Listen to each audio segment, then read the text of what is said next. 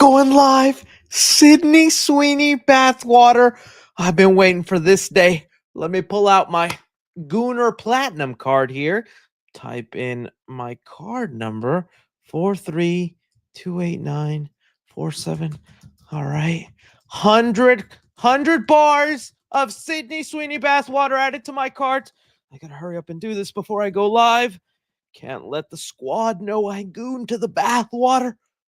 Oh, it went live early.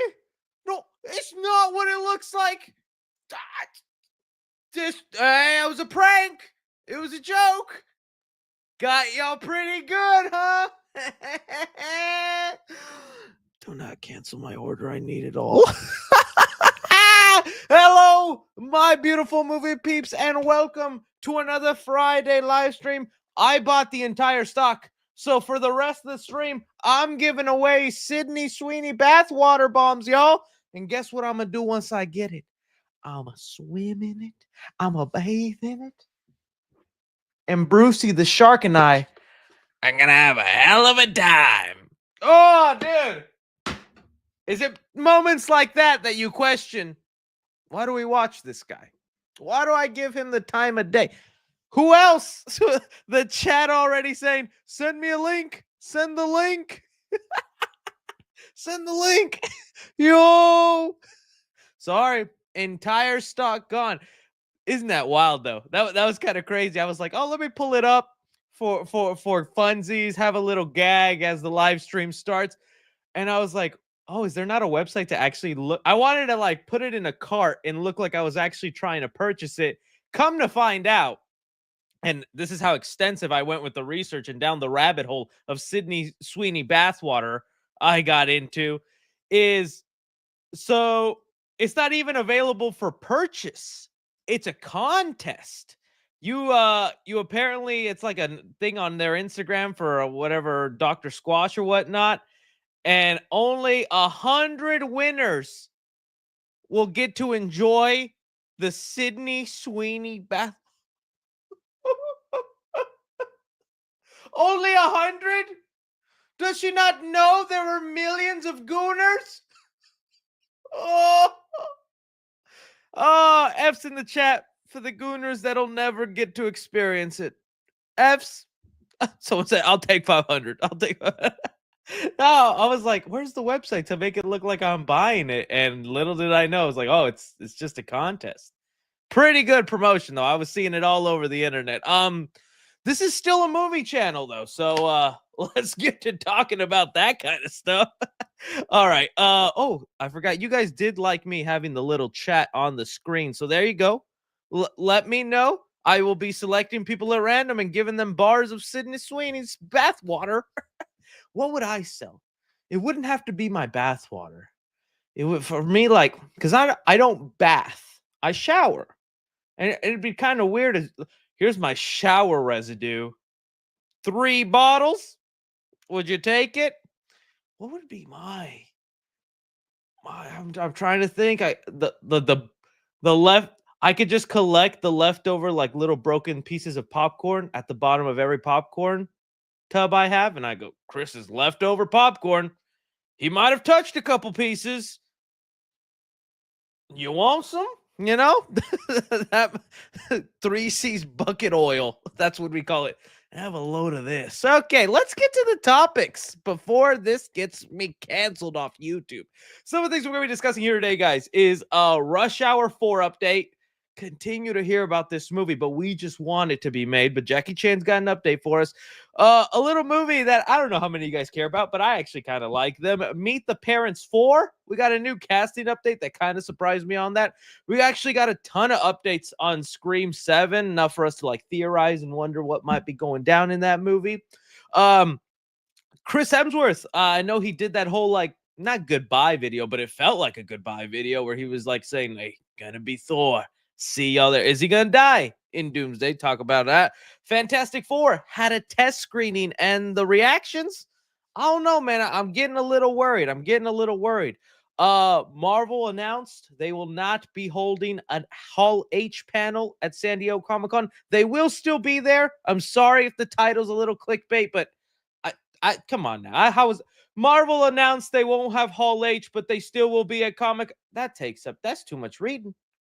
That's not a catchy title. So I put Marvel skips Comic Con, but they're going to be there, but they're skipping their big panel as they usually take. We'll talk about that in a sec. And something that might actually get this video taken down, not Sydney Sweeney bathwater bombs, but we might have gotten a leaked look at Dynamic Duo, the animated DC movie with the two Robins. And oh boy, we've got to talk about the designs, but they're leaked looks, so Warner Brothers might be striking down this video, but that's the risk I take for you guys. That's the risk I take for you. So let's get into it. Let's talk about it all. And don't forget on the channel there are shorts where I unbox Brucey here and the Karate Kid popcorn bucket. Don't forget to check out those videos down below. I have a lot of fuzz on me, man. Freaking owning dogs will do that to you, dude. Up to me, I'd shave the husky. Yeah, I said it. I'd shave her down like naked mole rat. I'd never do that to my husky, but dude, the amount of hair she leaves behind. Sometimes just I'll give you a fade. I'll give myself a fade. Just, don't call PETA on me. That was a joke. Okay, let's get into it here. So let's just look at Sydney one more time. All right, there she is. Bye-bye, Sydney. What was my first news story? All right, Rush Hour 4. Let's get into that. So we just had Karate Kid Legends roar into theaters, as you guys know. Look at that. My first my first search result was Sydney Sweeney. Oh, it doesn't show you my first search result. Good. It's Sydney Sweeney bathwater right there. Karate Kid Legends just popped into theaters. Like I said, it's not a bad movie. It was very safe and innocent. I think if like this is your first ever Karate Kid movie you saw, you'll probably really like it. And then I'd recommend to you to go watch the other Karate Kid movies because they're much better. But hey, it happened. It's out there. And with that, Jackie Chan's been doing a lot of interviews, talking to a lot of people. And well, let me pull up what he had to say when he was asked about, yo, where the heck is Karate Kid? I mean, not Karate Kid, is Rush Hour 4? Man, I've been dying for some Rush Hour in our life. So let me get the audio version so you guys could hear. And we'll get that playing right now. Here we go. Jackie Chan on where Rush Hour 4 is. No, when are we getting a Rush Hour 4? Ask the studio, ask the director, ask the writer. I've been waiting. Otherwise, Chris and me, 100 years old. Oh my God. We are going to wait for that. And dude, what is happening with that movie? There's a couple of things, unfortunately, that I think are holding it back. And again, this is me speculating. I don't know exactly. One of the things, and he said it right there, ask the director. I'm thinking Brett Ratner is kind of the main thing holding this movie back from actually existing. He is the director of the past 3 Rush Hour movies, but also around the Me Too era, he got exposed and he's considered kind of a bad guy. And I think he has like the exclusive rights to be making the movie. So if you want to make Rush Hour 4, you have to do it through this guy. And in the world we live in, they just, anytime you have negative press on your movie, studios want to avoid it. I'm thinking he might be the main reason Rush Hour 4 is just like stalled, unless he's just fine with like, fine, someone else direct it and I'll just collect a paycheck or something, and producer wise, right? So the whatchamacallit. With that said, though, I still want it though. I love the Rush Hour movies. In fact, they're the movies that end up being played the most like on TV. I feel like anytime I'm looking just for some random TV buzz, it's there. Rush Hour movie. In fact, I think I saw it just the other day. And so it's got me thinking, what would we want to see in a new Rush Hour film? Because let's talk about it. We've had a lot of these legacy movies come in, or movies where it's like decades later since the last movie. And sometimes they're really sad. Oh my goodness, look at this horrible AI image. What is this? How? Why would Chris Tucker dye his hair white? Or is that just because he's old? Jackie Chan can't look straight anymore. Who falls for this? I hate it. I hate it. Jeez, man. Anyways, there's a part of me that's like, I I think of like what happened in the latest Indiana Jones movie. Indiana Jones is one of those badass characters, right? Is one of those guys that had a lot of cool movies. We saw them at this hero, and then it got to a point later in the films where he's just old. It's just kind of sad seeing him a little bit. We still root for him because it's Harrison Ford and because love Indiana Jones, but it's a little sad sometimes to see some of your favorite characters.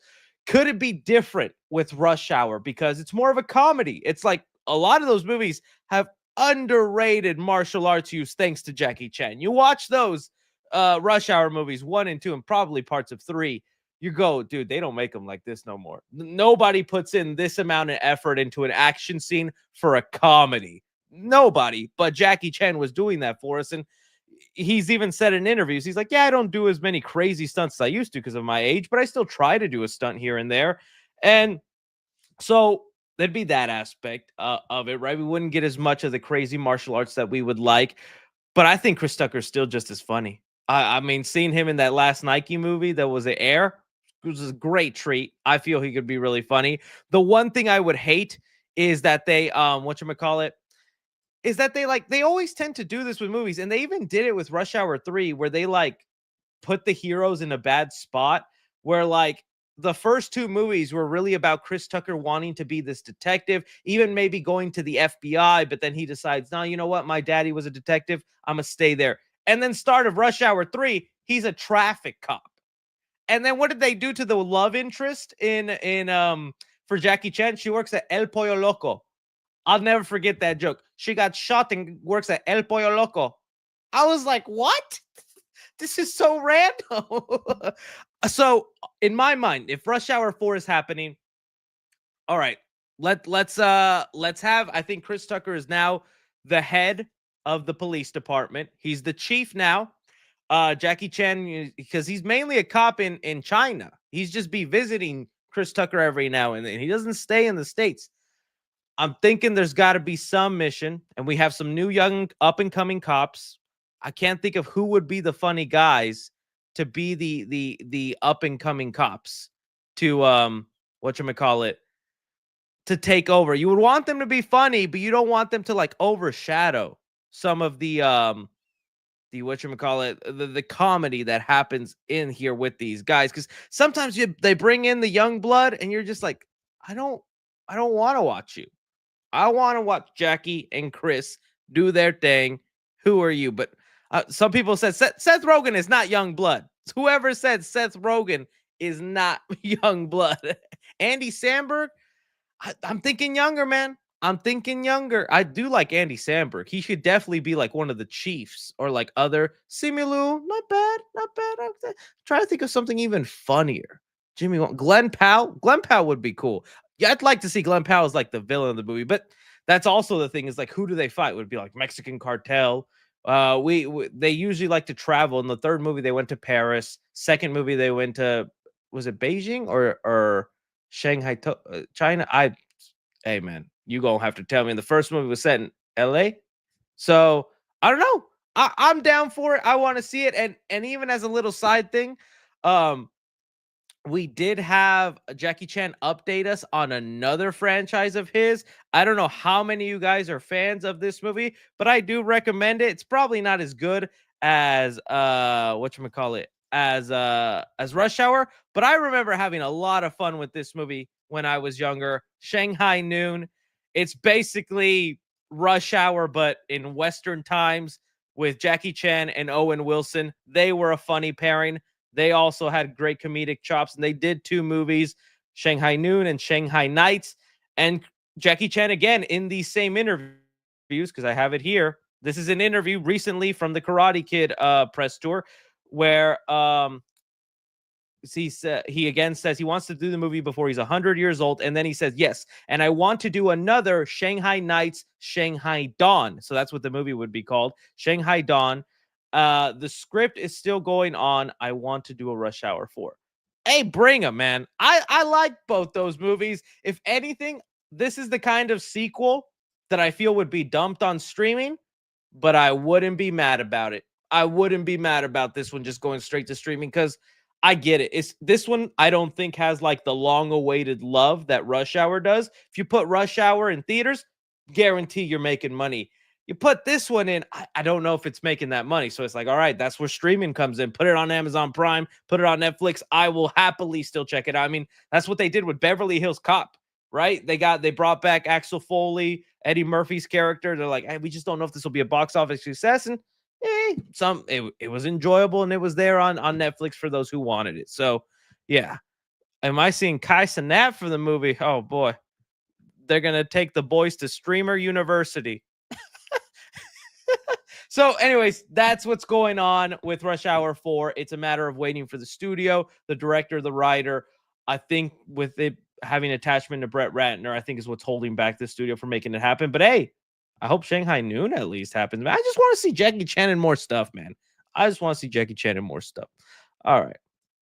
I'm going to stop a screen sharing there and then put on the regular so I don't have to be clicking and flip-flopping. Let's move on to our next topic. Another kind of comedy that I don't know how many of you guys grew up on, but if you didn't, I recommend it to you. Meet the Parents, okay? This is a film franchise where there are 3 movies in total. Looking at them here, but we're going to just talk about the first one for a sec. Starring Ben Stiller and Robert De Niro. Simple little movie about a guy who recently got married or is about to get married and has to meet the parents of his fiance. And it's a great, funny little movie. It's got some great jokes in it. It was like very popular at the time it came out. Good dynamic between Robert De Niro and Ben Stiller. I enjoyed the movie.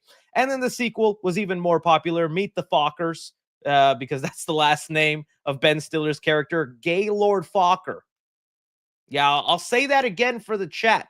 Gaylord Fokker is the name of Ben Stiller's character. Iconic writing, iconic naming. Whoever did that, pat yourself on the back, because there will never be a character in history with that kind of name. And so there was that meeting. This time, the sequel was about meeting his family, what they're like, and they're kind of kooky, and they have to be. They're named Fokker. And then the third movie that came out like in 2010 or 11 was called Little Fockers, was about him having kids and, you know, Robert De Niro becoming a grandfather and things like that. Okay, well, today they announced a 4th movie that is up and coming, and they cast Ariana Grande to be in the movie. So they have it here. Ariana Grande to star opposite Ben Stiller and Robert De Niro in Meet the Parents 4. I think this is such an interesting choice for Ariana because she is on such a high right now after being in Wicked. I would think she would pursue more things in that category, whether musical or maybe Oscar baity, I guess is the right word, or more high art. I was not expecting Ariana to then turn to R-rated comedy. That's where she was in Victorious, and she's pretty funny in that, okay? If you want some details about what will happen in this movie, they do have a small little plot tease here. Let's see. I read it here in a second. All right, here it is. While much of the plot remains under lock and key, the Hollywood Reporter can reveal that the one point revolves around the son of Stiller and Pohl's character, who gets engaged to a ball-busting woman who seems all wrong for him. As sources say, Grande will play the fiance. So Ariana is essentially playing the villain for the new movie. She is going to be playing the fiance that's marrying the son of Ben Stiller's character, and she's a B word, okay? In fact, I hope that they come up with a female name comparative to Gaylord Fokker, okay? We need Lesbuana Gooner. Lebswana Gooner in Meet the Parents. I did it, gang. I just cracked the code. Hi, I'm Goon. Lebswana Goon. Ooh! Oh, I got it, dude. I should be writing these movies. No, but I think that could be a lot of fun. Again, I enjoy these movies, and one of the reasons I even watched Meet the Parents, the franchise, was because of a little movie called, and I hope it's okay to Google this, Date Movie. Back when they were making awful parody movies and things were so stupid and dumb, I was enjoying things like date movie.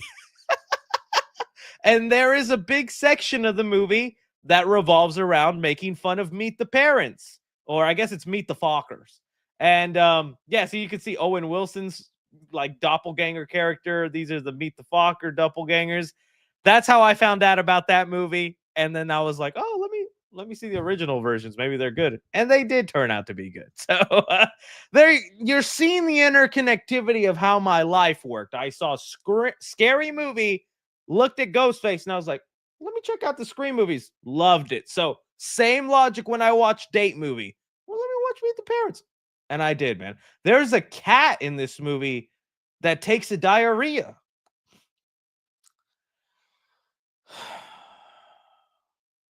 And I like the movie.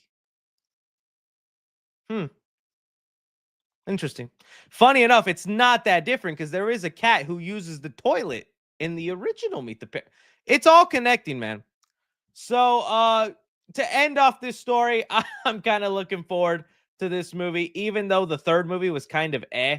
I wasn't the third Meet the Parents movie, The Little Fockers. It was eh. It was okay. It was pretty forgettable. The first two are pretty good. But I'm looking forward to Ariana Grande playing Lesbiana Gooner, and I hope she nails it, man. So you guys let me know if anyone cares about Meet the Parents 4. This is going to be one of the lowest viewed clips on the Clips channel. But if you're here, it's because you're a real one. It's because you're a real one. All right. Let's move on to the next topic here. Scream 7. So this movie's still coming. It's happening.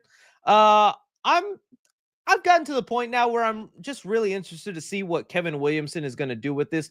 And there's been some new details that have been brought up, like a lot of new details that we had not heard about with this movie before. That kind of like, okay, I'm kind of weaving in and getting some intrigue. One thing I want to start off with this is because Texas Frightmare just happened here, and you guys, thank you for checking out the vlog. It's on the channel. One thing that Scream fans were kind of going crazy about is during Texas Frightmare, Jasmine Savoy Brown, Melissa Barrera was there.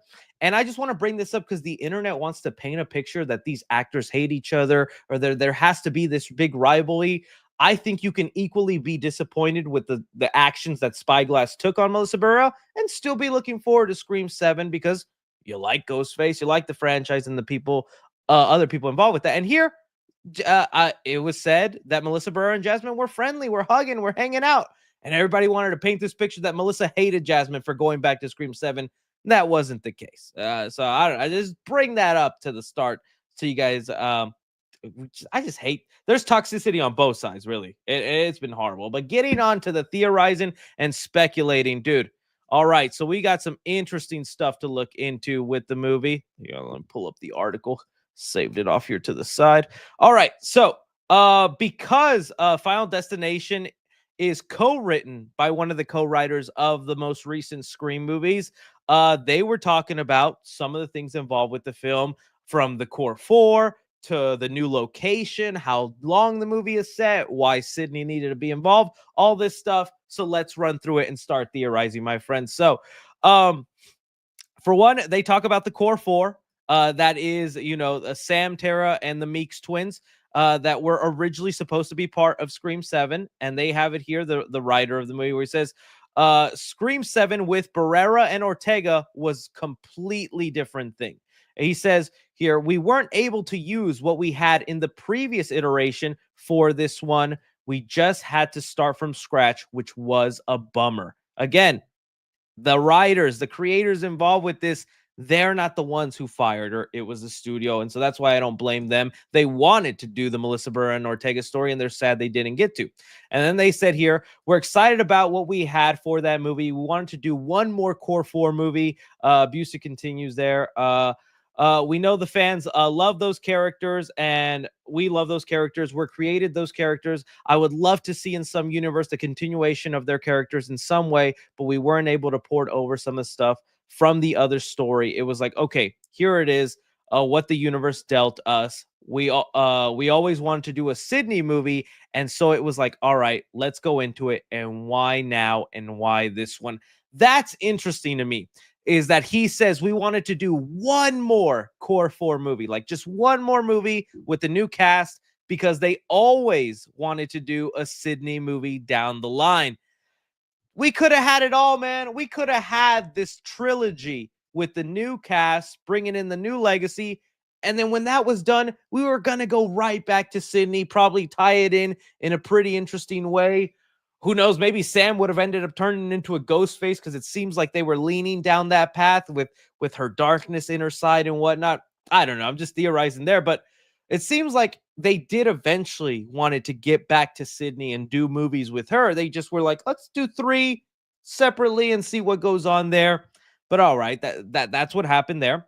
And now we get into what this movie is. It says, he says here, I don't want to give away about the reason Scream 7 had to be a Sydney movie because there's a really cool reason. In all these movies, you have to ask why now. What is the thing Scream is commenting on now? Scream is always a conversation with the audience in the state of movies and the state of horror movies and particularly franchises. Okay, so pausing there for a sec, he gets on, and this kind of gives me faith a little bit about the motive of Scream 7 because that's kind of been the weaker thing with the newer Scream movies. Although I actually like the motive and the reason the killers are out there in Scream 5. Hated the motive in Scream 6. That movie is so cool until you get to the final act. And so, like, that's what I'm scared of, especially since they brought back these writers from the past 2 movies. Is that's kind of been the lukewarm thing with these newer Scream movies is I don't like the motive or the reason Ghostface is out there. And they're saying, we're going to comment on the horror. We're going to comment on the franchise. And there's a really good reason it's Sydney this time around. Better be good. Better be a good I need that reveal to shock me, to make me go, oh, this is mind-blowing. Because to me, there hasn't been a shocking reveal since Scream 4. Scream 4 was the last time I honestly felt like, oh, dude, this is cool. And it was ahead of its time with its motive, just wanting to do it kind of for fame and become the new Sydney and commentating with reboots and remakes. Oh, Scream 4 was brilliant. All right. And then we say here, went to Sydney. We got the idea, this and that. So that was good. Of course, Kevin Williamson and Sydney were like, oh, yeah, I like that idea. All right. And then here's where they talk about half of the core 4 coming back and how the Meeks twins are involved this time around, because not the whole core 4. We don't have Jenna or Melissa, but we do have Chad and Mindy, who I do like as characters, and I'm glad they've stayed alive this long. And here's kind of how they're involved in this story without Jenna and Melissa. So it says here, I believe it was James that came up with it. I wanted to give credit where credit is due, but it was an organic way that they would be in the movie. I don't want to spoil anything, but I will say it's through Gail. She's the connective tissue in 5 and 6. She's in this. New York was obviously a big part of that. She bonded with those 4, and there's a reason why these 2 come to this town where the action is happening. Okay, there was a rumor a couple months back. I didn't really talk about because it was just, I don't know. It's hard for me to get excited for this movie, but I'm starting to kind of get there, and hopefully I'll be over the moon whenever the trailer comes. But there was a rumor that the way the twins will be involved is through Gail, because they will be working for Gail and her reporting business she has. That Chad would be a cameraman, and it'd be kind of like a callback to the cameraman in Scream 2. And Mindy would be kind of like a junior reporter, would be someone trying to get her foot in the door. Although, I mean, I wanted Kirby to be some sort of filmmaker or making movies. I kind of thought that's what they were headed with Mindy, same as like a Randy type character who really loves movies, really is into them.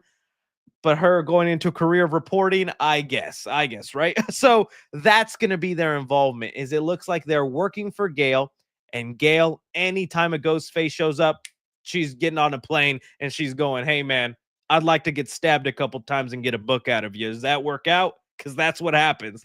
So, okay, it looks like that's how they'll be involved. I just wonder if they're going to mention, what's happening in universe to Sam or Tara, where they are, if they're okay. They'll probably do a version of the line they did with Sydney, where it's like, Sydney's with her family locked away. She deserves her happy ending. Probably going to get a similar line with Sam and Tara in this movie with that. But all right.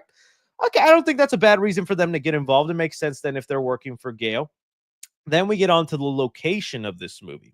So it says here that Sydney's hiding. It's not in New York, so the movie's not taking place in New York, which we kind of heard and figured.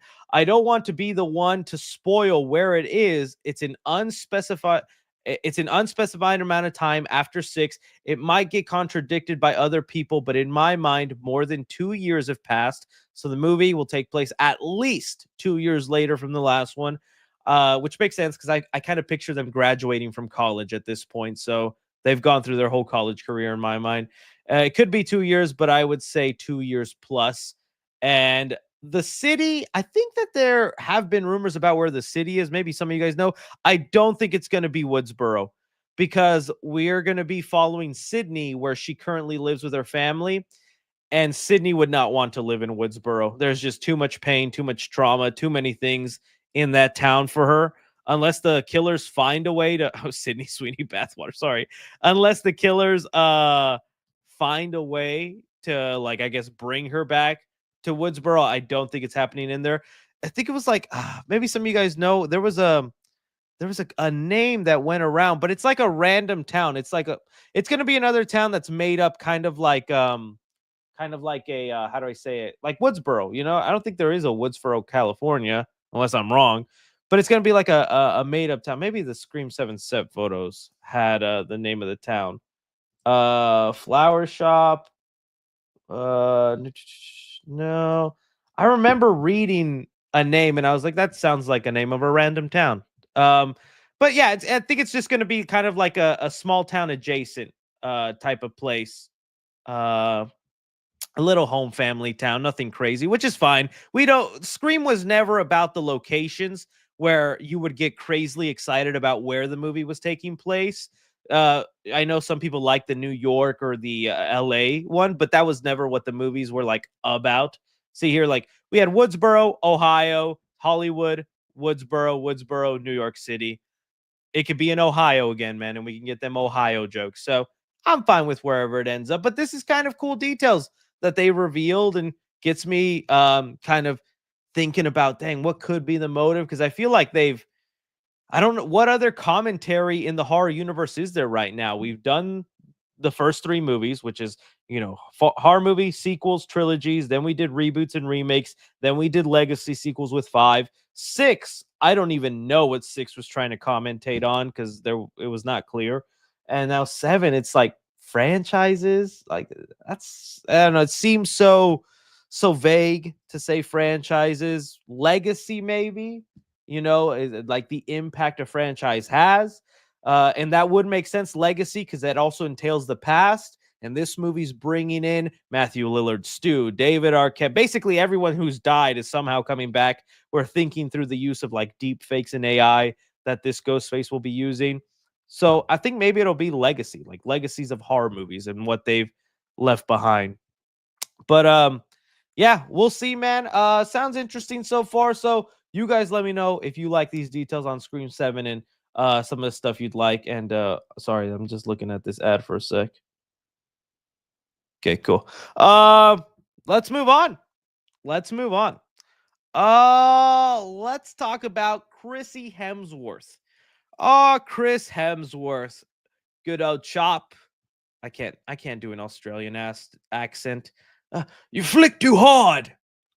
Chris Hemsworth here, doing it for my 10% of female subscribers. I had Sydney Sweeney Bathwater on here for a while, so there you go. Some Chris Hemsworth pecs. But he got the internet talking this week because Chris Hemsworth had put out a little tribute video to Thor. Let me see if I can pull up Thor.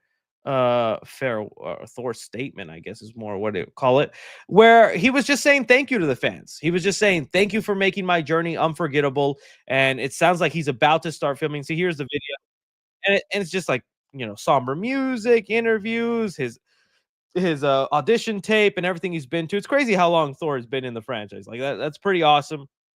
And then he captioned it all with ending it saying, thank you for making the journey through the Marvel Cinematic Universe unforgettable. Next up, Doomsday.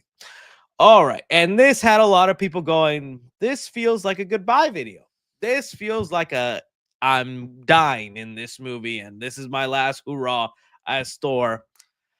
I definitely do think so. I definitely think Thor is dying, but I'm not sure if it's in Doomsday. I feel like it will have to be in Secret Wars. And other people have also pointed out, well, it's like, well, why didn't he say next up Doomsday and Secret Wars, since they're apparently shooting the movies back to back? Well, that's just the next movie up. He didn't have to say and Doomsday and all that. I don't know if you kill him in Doomsday, man. I feel like Secret Wars, I'd love for him to be there, but maybe it's just too cramped of a movie. But I think it's definitely time he dies. You know, he's been around for so long. If not dies, retire the character in a way. Not every character has to die for them no longer to be part of the movie, but I mean, he's a father now, which I think is the weird thing that they've made him in this universe. He's like an adopted father. He randomly decided to adopt this little girl who had no significance to Thor Love and Thunder. If that was the way you were going to end that movie, should have had that daughter as a more prominent character in that film. But again, that's enough of my Thor Love and Thunder hating. I think it does happen. We know that even though they die, they're technically not gone, because there is their version of heaven, Valhalla. We've saw that Jane got to go there, so he's still accessible in a way. And now that they have time traveling, he could always be coming back. I do remember, though, the rumors about Thor 5. I don't know if you guys, those were just talked about a couple months ago. Thor 5 rumor, where it was going around that there would be a fifth movie. Let me see if I can find it. There would be a fifth movie. He wants the director from Extraction to direct it. He wants it to be a much more serious movie. It wouldn't involve Taika Waititi this time around, because a lot of people didn't like Thor Love and Thunder. And we had scoopers who, again, take it with a grain of salt, saying that Thor's story would not end in Secret Wars, and that Hemsworth had picked the Extraction movie director for the project. It says here, after I posted this, source reached out. Turns out Secret Wars won't be the end of his story. Thor 5 is in the works. No Taika this time. Is pushing for that director. And I always remember hearing that Thor 5 would be the end, would be the way to cap off that character. So it could be Thor 5 is what we get and where he dies. Either way, bro's got like 2 or 3 movies left. Whether that's his solo movies or his appearances, I do think it's time. And I think Hemsworth himself just wants to let go of that character. Can you imagine having to keep up this physical body for that long? It weighs on you. And Dave Bautista has talked about that. Like, I know, man, this physique, I try to keep it up for y'all guys, but some days Papa want a burger, Papa want a pizza, and I don't have it because of you. Don't mind the big bag of Mike and Ike's on my desk. These are protein. These are protein. Okay. So I feel like he's just getting emotional, and he's knowing that he's at the end. He's coming to the finish line of this journey, and he just wants to be grateful. He's excited to be there. And I hope they make him do some cool stuff, because he was honestly such a cool, tragic character in the MCU with everything that happened to him in Infinity War and Endgame. And then it felt kind of ruined in Thor Love and Thunder. You know, just like they made fat Thor more workable than whatever they did in Thor Love and Thunder. And I just didn't think that'd be possible. So we'll see. We'll see what ends up happening. Let me see what you guys think. Built like a milk bag. It's funny because it's pretty true. Oh my God. That was an insane one, Andy. You are blocked and you will be hunted down. Okay. I have the money to ruin you. Andy123. That's an insane one. I need someone to Photoshop me as a milk bag on the Reddit, and we'll have that. No, don't ban Andy. I'm just joking around. But yeah. Ended it here though. You guys let me know. You think Thor's dying in Doomsday, Secret Wars, or they are going to lead to Thor 5 and cap things off there? Part of me is like, I think you do probably end in Secret Wars, because why would you want to get rid of Thor after the soft reboot, right? Wouldn't you want to just replace him then with a multiverse Thor, and you could get his brother in there, bring in the Hemsworth, who I think did audition for Thor originally but didn't get it. All right, let's move on now to our next topic. Still Marvel related. We are going to be talking about the Fantastic Four. So first things first, buddy, oh boy, we got to talk about some of these crazy collabs that the Fantastic Four is having. Now, there was a test screening and there was reactions, and we're going to get on that. But when the Fantastic Four bust out a Pop-Tart flavor, not just any Pop-Tart flavor, a Pop-Tart flavor that had been discontinued and not on the shelves since 2018, well, Lord Almighty, we stop everything we're doing and we admire the Pop-Tartiness. Doesn't that look good? Doesn't that look like you just want to take a bite in it and then just suck out all the blue you have in there? Like a harmonica. Dude, give me those Pop-Tarts. Only 8? Not going to be enough. Not going to be enough for me, man. Savory goodness. You guys remember those old Pop-Tart commercials where it was just about killing a Pop-Tart and eating him? They got me. They understood what I wanted out of a Pop-Tart. No, that actually looks great. And there's been so much other Fantastic Four, like tie-in food collabs that I think is just funny. Let me see if I can scroll down to it and get it. We're going to have cereal boxes that are already out there. I've already seen Cocoa Puffs, Reese's Pieces, Tricks. Tricks are for kids. So don't know what the Fantastic Four are doing in there. Let me see if I can find. We've talked about the pizza boxes. The insane pizza boxes for this. I just love when they do crazy dumb stuff like that. I know there was like a better image, but I can't seem to find it. Oh yeah, here's someone with all of them. You have the 4 pizza boxes with Little Caesar, which do I have to order all 4 or can I just get one? The Pop-Tarts, the Snapples. Yeah. That's me.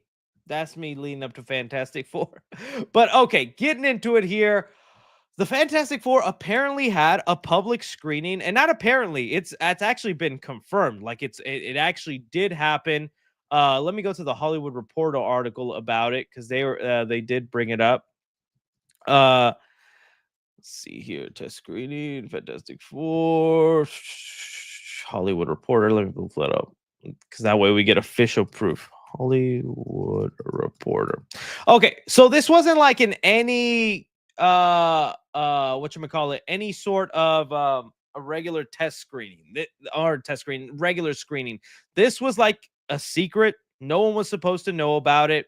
Let's see. Oh, sorry. I'm trying to find the original poster about it. Boris Kit. There we go. That way I can pull up the article. Here we go. Finally. So here we go. It said on Wednesday night, a few dozen of people showed up to Regal on Long Beach for a mystery screening from a major picture studio. When the lights went down, the picture came up. Audiences were surprised to learn that the Fantastic Four first steps would be the evening's entertainment. Kevin Feige and director Matt Shakman were in attendance for the movie, which did include a post-credit tag. Now, I've seen some people spoil the post-credit tag and talk about it for the sake of it now being confirmed that there was a real screening. And even if it was a fake out post-credit scene, I'm not going to talk about it because I do want to stay kind of spoiler-free. I mainly want to get into some of the reactions that have been coming out because it's looking like not a lot of people loved it. We always have to be weary with these test screenings because they're usually coming from like one dude, and this one dude just might be like a hater of Marvel, might not be an enjoyer, thinking that they suck and all that. So be mindful of that and always form your own opinions. You guys remember how crazy the Flash screenings where people, and I was one of them, and I still stand by it, that the Flash was like phenomenal, amazing, the best movie ever. I didn't go that far, but I did like it. I enjoyed it. But people were talking about it like it was this next level Dark Knight movie and didn't end up being that. In fact, a lot of people hate it. Well, either way, we got some reactions here. So let's go on with some of them here. So we have one from Jeff Snyder who says here, my sources called it both mid and meh and not that bad. But that's not good either. Also, reminder, Jeff's sources also told him Sinners was and mid. Favorite movie of the year so far, and that was definitely wrong. But okay, that's what he heard from there. And then we had others. One here from Murphy's Multiverse, where they actually got to talk to someone who went there. So here's kind of more detail of what was wrong with the movie or why people weren't loving it. So they said here, from the collective reactions coming out of the Fantastic Four test screening, sounds like a very straightforward, very comic book Fantastic Four adventure. According to one viewer, Ralph Inson's Galactus is terrifying and the best part, described as having incredible scale and ripped straight from the comics. So not a giant lingering fart cloud. Yeah, we hated that. The same viewer said the film's plot feels very Lovecraftian with a cosmic horror angle, and it gives it a lot of personality. Okay, on the negative end of the spectrum, the film lacks character development. Was well as disappointed the use of Reed's powers. No, that honestly hurt me. We'll talk about that in a sec. And the use at all of the Thing. All in all, it sounds as though it's a spectacular sci-fi adventure with summer blockbuster appeal. However, as always, social media reactions from test screening, early screenings can't really be taken too seriously. Glad they pointed that out. So honestly, that is kind of the worst we're hearing about this movie. It's not that it's garbage or that it's bad or it tested really poorly. It's that there's enough people coming out going, it was all right. It was okay. And as someone who just walked out of Karate Kid Legends that felt that exact way, where I'm like, it wasn't a bad movie. It was existed. It was there. It was okay. That to me would even be such a disappointing reaction if I come out of the Fantastic Four, because everything about this movie, let me just play the trailer in the background while I'm doing this. Everything about this movie is like so freaking epic and cool and grand. I love the 60s style and aesthetic that they're going with for this movie. The retro futurism, switching over to the accounts channel so we don't have to see ads. I was like, no way, the movie is just mid. It's just like, it's okay. It's existed. It's out there. It's fine. It feels like it's so much more than that. But again, maybe there's a lot that they are still hiding or keeping in the dark. And we don't really have like a full sense of like, we know Galactus is the bad guy, but we've also heard of people like Mole Man. And there's this other character that's like a minor Fantastic Four villain. We know Franklin Richards is supposed to play a part in this because there's been toy leaks lately. Franklin Richards of like a little baby. So we're actually going to get Franklin Richards. Let me see if I can pull up the exact toy. Tools, anytime, past 24 hours. Here we go. Like little Franklin right there. Let me get to a better image. Come on. Oh, here was Sue in there. And he's going to be showcasing his powers or abilities. If anything, it looks like Visible Woman's using her powers right there to protect Franklin. Still don't know how he's going to be involved or what's going to be happening in that. So looks like there's a lot of aspects of this movie that are still, we're kind of like, oh, okay. I've heard some people say the baby might be fully CGI, which if that's the case, I'm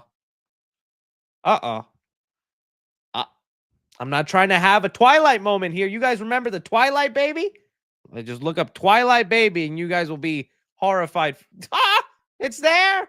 The Twilight CGI baby. Don't know what happened there, but I guess if you're going to have a baby with powers, it has to be CGI. So again, but don't know how big his involvement is in the movie, and maybe it looks fine. But that's kind of what we're hearing, unfortunately, is that the movie could be very mid, just very, like could have been better. It's like nothing too grand. It's all right. It existed. That would be so sad to hear. I think there was even some more talking points that came out. Let me see if I can find them in this article. Here we goes. Humongous there. Oh, here we go. It just says here. Oh, yes, the stuff that we already read about Galactus being terrifying and all that. So that does make me weary, does make me a little scared, but I'm not going to take 100% into thinking that is definitely what happens. If honestly, that's the worst we're hearing, is that it's not even a bad movie, that it's just, oh, then yeah, baby. Okay, that's all right. Because I think you could only go up from there. If you start at the bottom, well, then it's like, oh, dude, well, how far does this rabbit hole goes? But if you start at like a good spot, well, then I might walk out loving it there. Okay, there was one couple of moments there that they talked about that really got me scared. One, and I saw other people say this who were supposedly there, the use of Reed's powers are just so generic and uncreative. No, dude, why why would you do this to a stretchy character? Like, I get there's going to be the complaints and the people who are weird, just because anytime you have a character with a superpower of stretching, it's going to look a little weird. It's unnatural. It's not right for our bodies to do that. So the CGI is never going to look perfect. I don't want that to be the reason you don't do crazy stuff with Reed. Turn his hand into a mallet, become a parachute. I don't know. Do something wild. If he does the bare minimum with these stretchy powers throughout the movie, I will be so disappointed. I want to see some unique stuff. Even what was it? Let me see. Let's look up Reed Richards in like the Fantastic Four movies, 2005. He had some cool scenes with like this scene where he like gets a hold of the thing when he's like acting amok. That's just fun and all there. And then he starts like tangling him and wrapping his body around like that.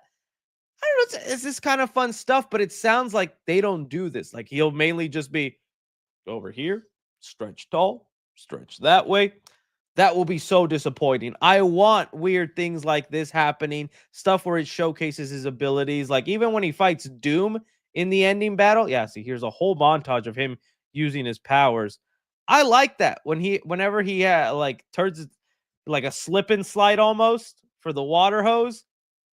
I like little things like that with the Reed. So I'm hoping it's an example. Look at that. A sonic roll ball, a blanket. Dude, if he's not doing stuff more creative than the 2005 movie, send it back, Feige. Take it to the chef and tell him I want it medium rare because you gave it to me well done. And what that means? It's cooked. It's cooked, chat. And it's burnt. All right. So we'll see. We'll see on that. And the other thing they mentioned was the Thing as a character. I saw more specifically that they just kind of do the basic of his like tragedy side. You know, the whole story of him like, oh, I'm a monster. I want to look normal again. Oh, I'm the fucking Thing from New York. Hey, what you talking about, buddy? That's it looks like they just like barely touch upon it and they don't fully explore it, which I think maybe that's the consequence of the MCU and building up to whatever else they have to do is just some of these characters get sacrificed like that. So we'll see. We'll see what happens. I rage moded out, but hey, Reed stretchy dudes. I love me a stretchy dude. I want to see how far you could go. So let's get it done, Feige. Let's make sure we get it good. All right. Let's see here. It would also explain why in the trailers we barely see him use his powers. I think in all the trailers we saw him use his powers once, and it was just a jump from rock to rock. I need something cooler than that. All right. Continue on with the Marvel train for one more second. San Diego Comic-Con. This is also going to involve DC a little bit. So we have San Diego Comic-Con. That's coming up. Right here is the dates for it, actually. So if you want to be aware, July 24th to July 27th. Is that really the right dates? Huh. Interesting. Is that the right dates, chat? Looks like it. The only reason I'm kind of surprised by that is because there was doesn't that move when does Fantastic Four come out? Fantastic Four First Steps. What's the release date on this thing? July 25th. Okay, so that week. Okay. I don't know why I thought it was like the same day as Superman, because everybody's been putting together the movies of Jurassic World Rebirth, Superman, and Fantastic Four. Well, okay. The thing that got announced here is that Marvel will not be holding a Hall H panel like they usually do during Comic-Con. They still will be making a presence, and we'll talk about what the possibility of that is. But it says here, Marvel Studios will not have a major Hall H panel this year at San Diego Comic-Con. Marvel will still have a major presence at San Diego Comic-Con with rumors of massive installations and booths to promote films. Okay, this is interesting. I think it's mainly because they're obviously filming Avengers Doomsday and they are on a lock-tight schedule because thinking they're not wanting to delay that movie any further than it has. The Hall H panel is big. I mean, that's where they announce Robert Downey Jr. is back. That's usually where they reveal the phases in the upcoming movies, the schedule. I really think we're right now at the point where Feige doesn't want to look too far in the future past Secret Wars. Although he's working on it and probably has movies he's slightly getting together like the X-Men, I think he doesn't want to do another reveal or showcase of what's coming up next until Secret Wars is done. until he can finish this chapter of the MCU that's been kind of rocky, kind of messy because of changes in Disney leadership, the introduction of streaming services, throwing in shows. I think Feige just wants to finish this and not really go on stage and go, all right, guys.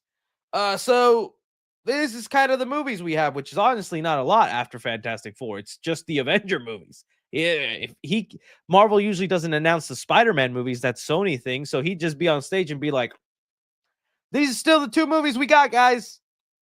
See you then. You know, like it wouldn't be that interesting. But during this oh, what the hell?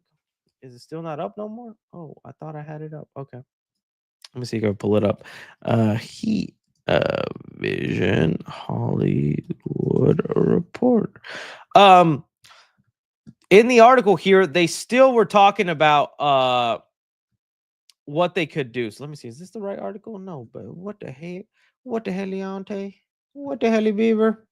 Give me a second, guys. All right. There we go.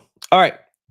So here we have moving on for it, where they said Marvel will still have a major presence at this year's San Diego Comic-Con with numerous plans about comics, games, and more. The sources tell Heat Vision that there will be a massive footprint in San Diego Comic-Con convention with a full redesign and immersive booth that leans into the release of the Fantastic Four. Okay, so that's why I was like, oh, the Fantastic Four comes out the same week as Comic-Con, so I thought maybe it would come out already, and I'll be like, it's not that exciting if you promote a movie that's already in theaters, but if it's that same weekend, that makes sense. I'll be honest with you guys, when I read massive footprint, I was thinking they meant that they would leave a massive impact, but now I'm realizing that they literally mean it'll be a footprint like Galactus. So my next talking point is moot because now I have nothing to say about that. They will just literally have a massive footprint for Galactus instead of leaving a massive footprint on San Diego Comic-Con. I hope you know what I'm trying to say there. But all is to say then, if Marvel then is not going to be having the big old panel, then James Gunn, DC, that is where your time to shine comes in. No better time. If Marvel's just going to be talking about maybe Vision Quest, teasing a little Avengers Doomsday, they're mainly going to be talking about Fantastic Four probably. Well, then James Gunn, DC, that's where we got to do it. I think there's been a lot of confusion lately about what movies are happening or what shows. And I think James needs to kind of do his own version of a slate. I would love that. I would hope so. But I think James Gunn doesn't have the presentation skills that Kevin Feige has.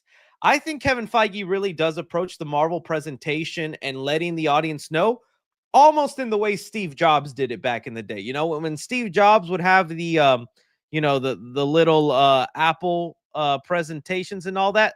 That's how I see Kevin Feige on that stage. He's like, one more thing. Blade. 9 years later, still no Blade. But still, he has that hat drop. He has that mic drop. He has that Steve Jobsism in him. James Gunn, I love him. I think he's such a great filmmaker, and I think Superman's going to be great. But the past couple of presentations that he's done have not necessarily nailed it. Have not, like, even the way he announced the DCU for this new universe. You guys remember how it looked? James Gunn, was it Gods and Monsters? I don't know. I felt like it could have been something more exciting. It was just him behind a wall, and then just there, like, oh, here's a picture, here's this, here's that. Obviously, it was in a pinch and whatnot, but I think there needs to be more. And I'm thinking back to his presentation skills during CinemaCon. If you guys don't remember, during CinemaCon, he had a panel for Superman, and a lot of the audience members, journalists there, were talking about how awkward and how weird and how it was just like a 30-minute panel of them just going, Superman's gonna be great. Who would you want to play if not Superman, David Cordsweat? Oh, that's cool. Nicholas Holt, what about you? We have a dog in the movie. He's white. Very fluffy dude. Come see our movie. Like, I just think it would do a lot if he gets on stage and says definitively, these are the movies. This is a rough schedule. We're excited. You're excited. because I think if they get up there and they just because it's past Superman, the San Diego Comic-Con would happen after Superman. So I think that would be the way to like really gauge and see the audience reaction of people. And I'm thinking people are going to love Superman. I don't know.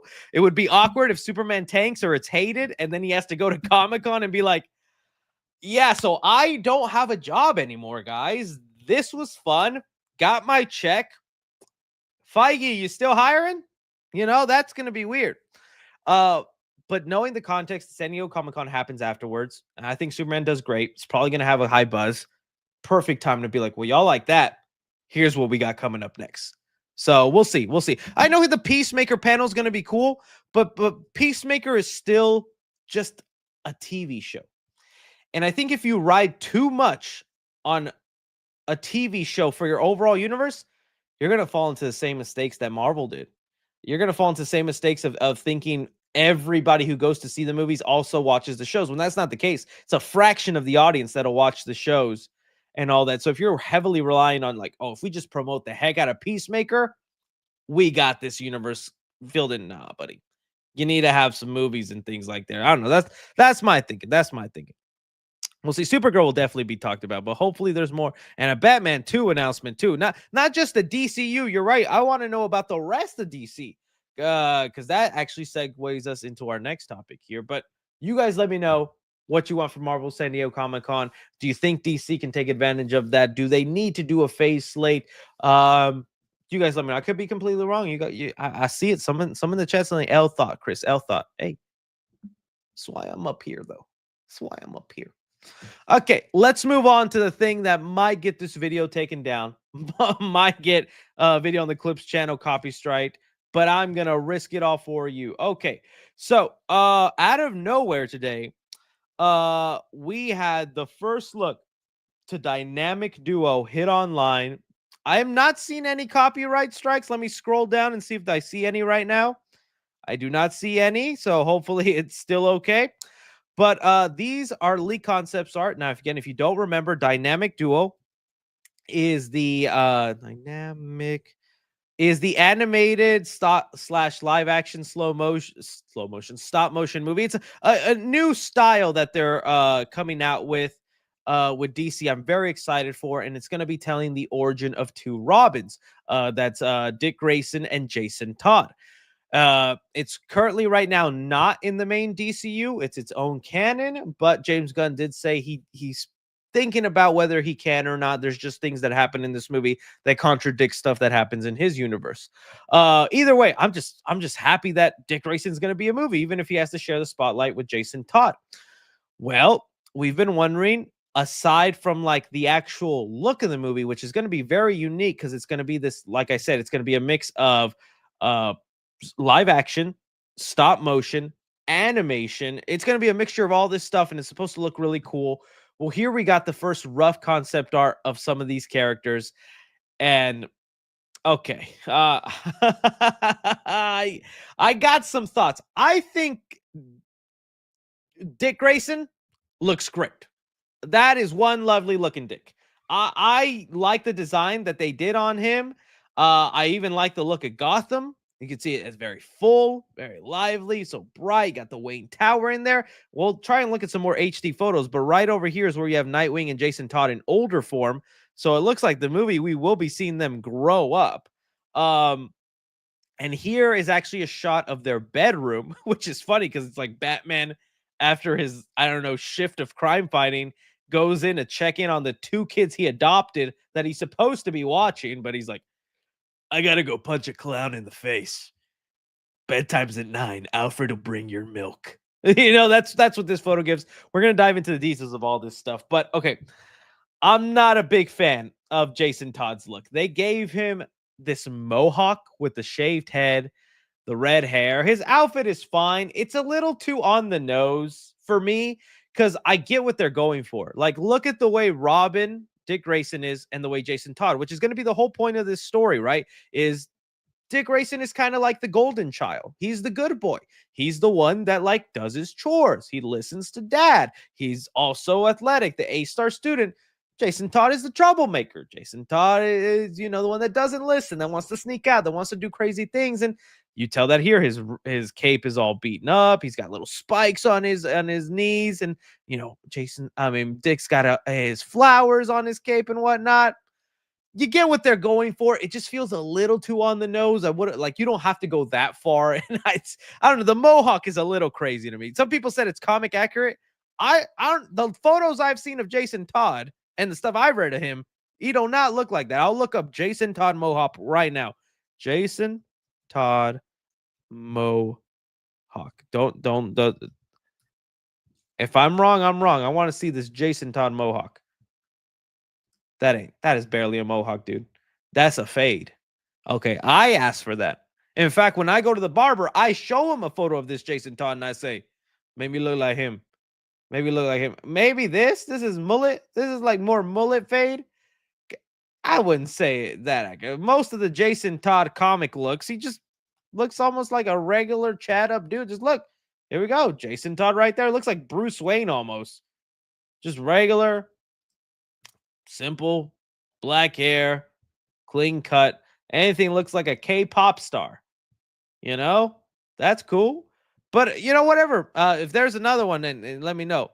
They said by accurate they mean the red hair. That's what I was seeing also. Okay, if that's what you meant, I was also seeing people say that they're actually going to give him his red hair. I haven't seen him with red hair in the comics. Is that like the original version? Let's see, red hair. Let's see if I can find his original Jason Todd. Is this what like he originally looked like in the older series or something? Todd. Okay. Well, that's good to know. Hey, red hair representation is good too. I see them complain sometimes about that, Okay, but okay, so that's what the look, whatever. It's something I can get used to. There's plenty of comic book movie characters where I think they have terrible looks in the movie, but they're portrayed so great. I mean, one in point, and you guys are going to disagree with me just because you like him now, but I was there when everyone clowned on the Quicksilver X-Men Days of Future Past look. Okay, whenever that first photo came out, that this is the way Quicksilver was looking in the movie. Where's the poster? With the jacket and the silver and all. Yeah, when this was the photo that came out, internet was on fire. They hated him, and I still don't love the look, but in the movie, coolest dude in there. Loved him. Thought he was great, so I don't even care about the look, right? This could be a situation. Jason Todd could be so cool, so fun.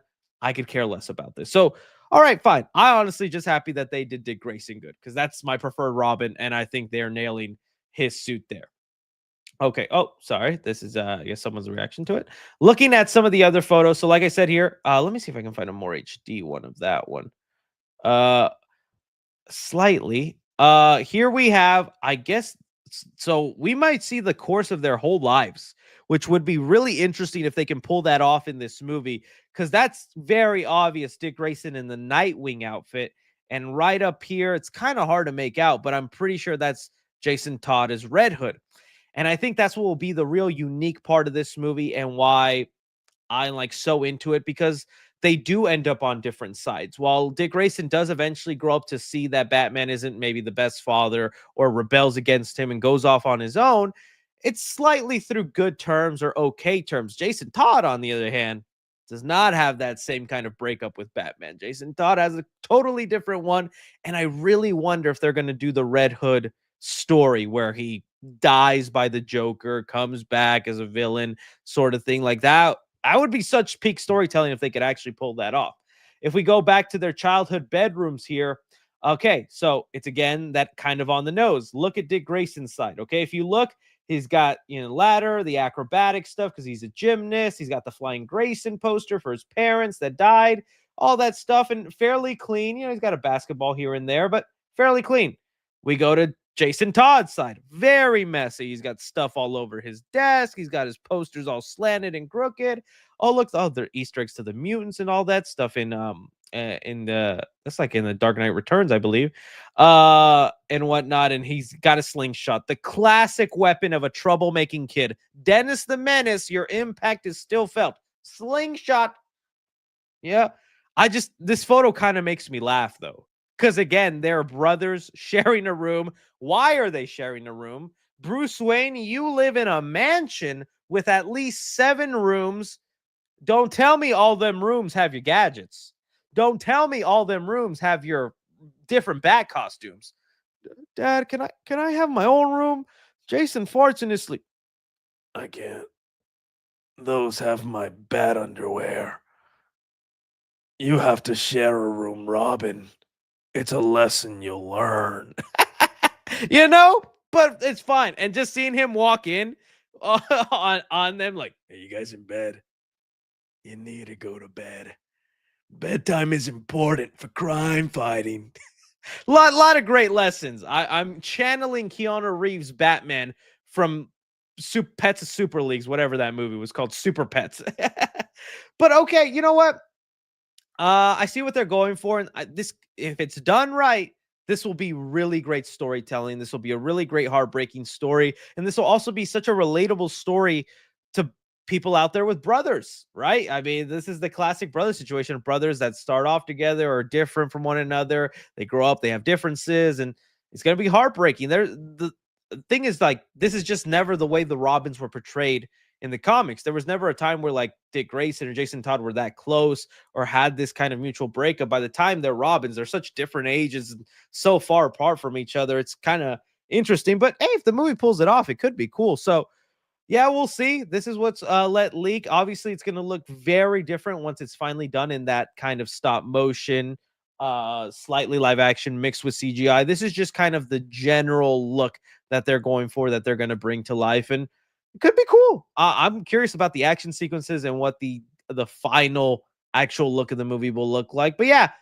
aside from not loving the Jason Todd hair, this makes me excited, and I can't wait to check it out. I throw it off to you guys. How do you feel about the first look of Dynamic Duo? And are you looking forward to this movie, or do you think they should have done something else with the Robin story? I'm just glad a Robin's getting a movie, man. Okay. Let's see here. That was the final topic, lady birds and gentlemen. Now it is time for you guys to dictate the conversation. I'll be answering your questions. I know at the end, though, everybody wants me to get on the Reddit. So, and I did ask for a photo on the Reddit, so maybe it is wise I get on it and check it out. So let's go on there. Let's go on there, boys and girls, before we get into the questions. What the heck? Why did you make it look like I'm shaking hands with a criminal? No, downvote. Bro is good. Pulled out my platinum membership card just to be able to buy the entire stock. Oh, I'm a milk bag. No. Still the craziest insult I've ever been given on this channel. And I've been given quite a few insults in my time. But being called built like a milk bag, that's going to stay with me till I'm 50. That's going to stay with me till I'm 50. Oh, see, I could have seen, dude, you could have been there. You could have been there. You had the invitation. Dang. Honestly, though, if I'm you, I think you should be happy, because I heard that in the Fantastic Four screening, only like 25% of the visual effects were done. And that could just ruin your experience of the movie, because I remember I saw the first Spider-Verse movie like 6 months before it was in theaters, but like 30% of the animation was done. A lot of it was still hand-drawn things or just basic animation.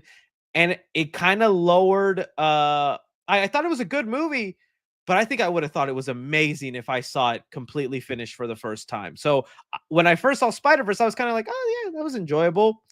And now I'm like, I love this movie. I can't believe that was my first experience. So if anything, be happy you didn't get to see it that way.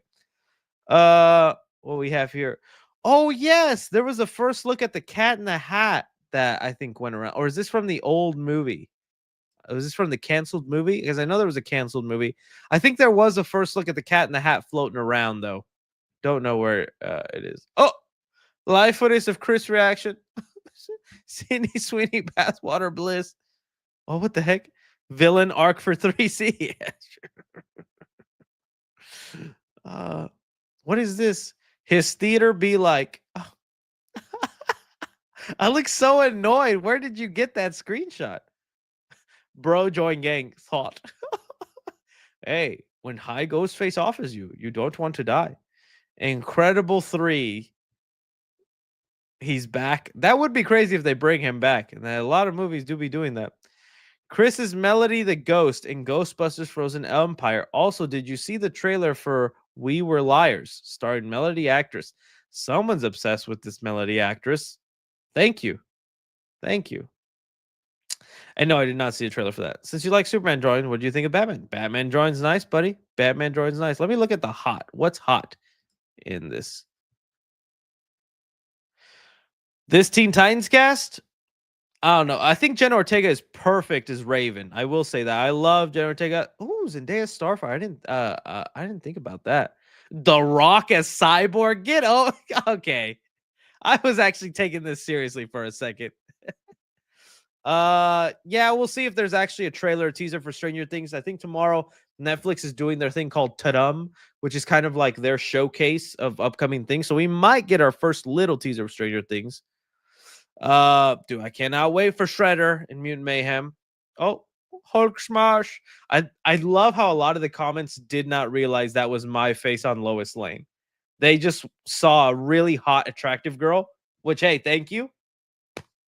What can I say? Either way, I was gonna be blessed. that image scares me. Hey, me is your Funker Pop. Hello. And you even got my little Noah. What is gooning and goofing? What the heck? What's with the egg? Ruben, Angel, and Evil.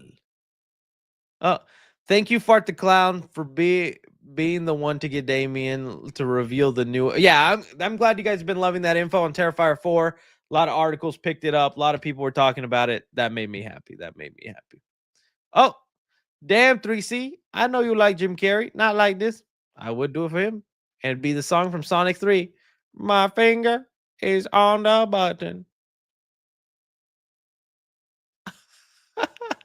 Why does Chris look like Boo? Mr. Satan. Milk bag. Oh, we've made it full circle, gang. We've made it full circle. I don't think this is real. That account, MCU News Source, MCU Source, doesn't do good research. They just post whatever and collect that blue check mark money. 3C milk. Oh no. I have milk. What? How does milk bags exist, man? All right, that's good. Oh, what the heck? Tell all the Gooners not limited to a what? I looked everywhere. I couldn't find it. It says limited product launching June 6th. All right, there you go, guys. Someone added 50 to their cart already. The scalping game on that's going to be crazy. So watch out. Watch out. Oh, studio idea. I thought about a popcorn bucket there. I did. I just kind of want something floating because I don't want it to ruin the light strip I have down here. But good suggestion. Good suggestion. Great advice, Ben. That's what he's like. Stay in school. Don't do drugs. I look like okay. We're done with the Reddit. Call me a thumb. Vas a ver, niño veo. Okay. Let's see what the world has offered me today. Let's begin. What are your thoughts on the new Harry, Hermione, Ron for the upcoming Harry Potter reboot? I think those kids fit the part. I didn't have much to say about it. I know a lot of people were talking about it. I honestly just didn't because I knew there was going to be a lot of weirdos with the new cast. But honestly, those kids look like they fit the part. They look like they're going to be perfect. I just hope they have a good support system and the internet doesn't ruin them. I did see there was an audition tape of the new Hermione floating around. Dude, she sounds exactly like what was the last actress's name? I forget her name. But she sounds exactly like the last Hermione. And I was like, oh, she's going to be perfect. She's got the cadence down, the voice. Let me see. I know some people right now in the chat are probably letting me know. I just want to see Hermione. What was that? Is it Emma Watson? Thank you, Emma Watson. I knew it was an Emma, but I kept wanting to say Emma Stone. Emma Watson. Yeah. So I think they look great. I think they're fun. I'm just more curious what the world is going to look like. Are they going to re-envision it? Are they going to reimagine it? Will Hogwarts still look the same? I think it'd be so weird that if they keep all of Hogwarts looking pretty identical, but they have all different actors playing those roles. And will it even be worth it? Because I know they'll be able to do more in a TV show setting as opposed to a movie setting. They'll be doing more stuff that they didn't get to do. But will it be worth it? Will that extra stuff be worth it, or will it just bog down the story? So yeah, I'm still not someone like over the moon or excited for this thing to happen, but I was like, oh, those kids fit the part. There's a Stitch-shaped vinyl disc for the Lilo and Stitch live action remake. Oh, well, that's nice. I used to collect vinyl. Well, I didn't collect vinyls, but I had a vinyl player and I had a couple vinyls. But the first time one vinyl scratched, I was done. I was over it. I don't take very good care of my things. So when that happened, I was like, yeah, I wasn't built for the vinyl life. All right. Thanks for this week of videos. It was fantastic. Say that again. Oh no, thank you. Thank you for watching. That means a lot to me. I love movies. Did you hear about the fake rumor about the real Annabelle doll going missing? I heard about the rumor, but I mean it's fake, so it's just people like to come up with fun stories involving Annabelle and whatchamacallit, her. But I'm like, I can't believe she was on tour. I wish she would stop by here. I'd have her in the studio, be like, yo, what's up, Annabelle? What's your deal? Why don't you just do good things? You're canceled, Annabelle. And I would end her like that. She'd turn her new leaf. Really wish you were here, says Mission Impossible ranking. Would love to hear it. Oh, okay. Off the top of my, didn't I do this last time? I don't know if I did this last time. I should have set this up with like the letterbox, but it's gonna take too much time right now. So I would say bottom, I'm going Mission Impossible 2. I know some people like it, and I have some enjoyment to it, but it's not my thing. Then, honestly, I'd go Mission Impossible 1. Still really good. It's a much slower movie if you try watching it now, but it's still really good, and it set us up well for the franchise. Then I'd go Mission Impossible 3, although I think 3 is like one of my personal favorites. I am very much aware it's not one of the better ones, but Mission Impossible 3, I love it a lot. Then I'd go Ghost Protocol. I thought that one was no, actually. Oh, wait. I'm doing the Thunderbolts thing again. I'm doing the frick it. I have to do it because I'm losing. There's so many movies. I'm losing track. I have to do it, unfortunately. Let's see if I can log into Letterbox here. Letterbox. We'll quickly set this up and then we'll get this done. Use password. Sign in. All right, let's make lists. Start my own list. All right, Mission Impossible ranking. I'm not gonna fumble this like I did the Thunderbolts ranking where I completely forgot about that movie. It's a rank list. All right, so let's add them all by release order. Mission Impossible 9. Oh shoot. Well, now there we go. Already messing this up, Chris. Mission Impossible 1996. So that was the first one. Mission Impossible 2. Pause. See, this is why I should have set this list up ahead of time. Mission Impossible 3.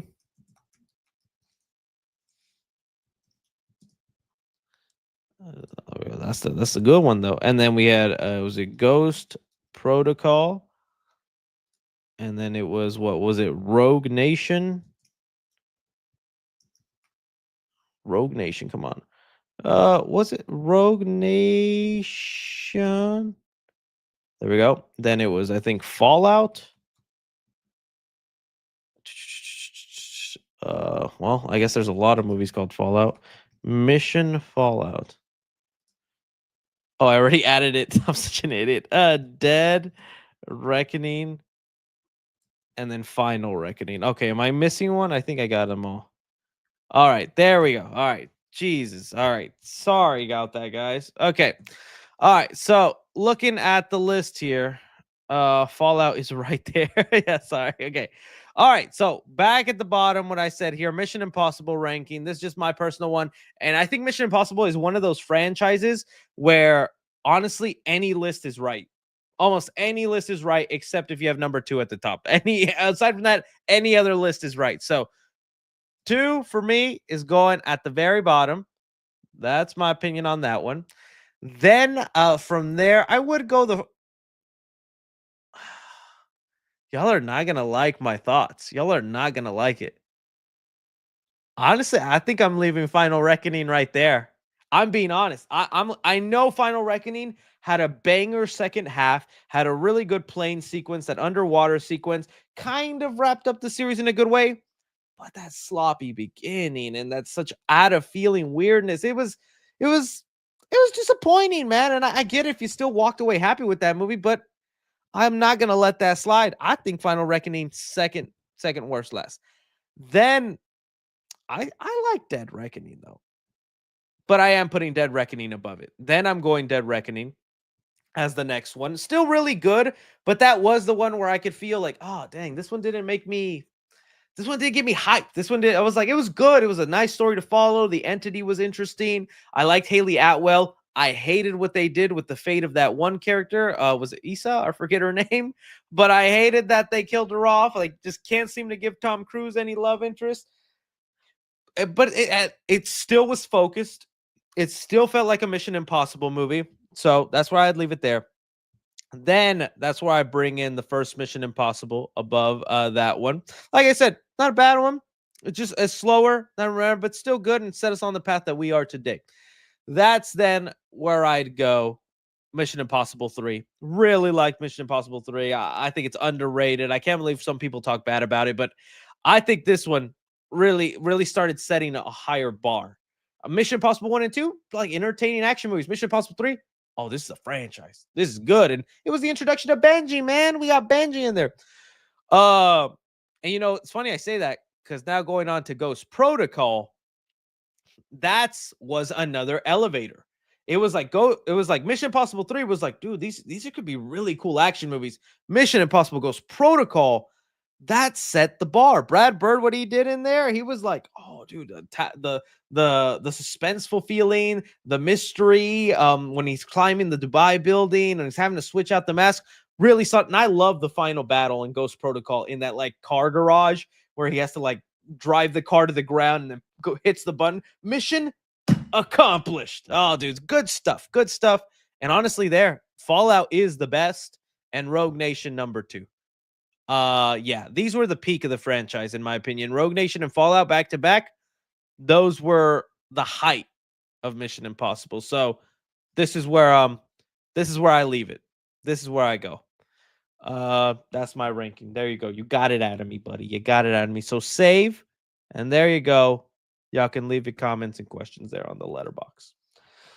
Sorry about all that. Okay. Any updates on the 3C Fitness diet and journey?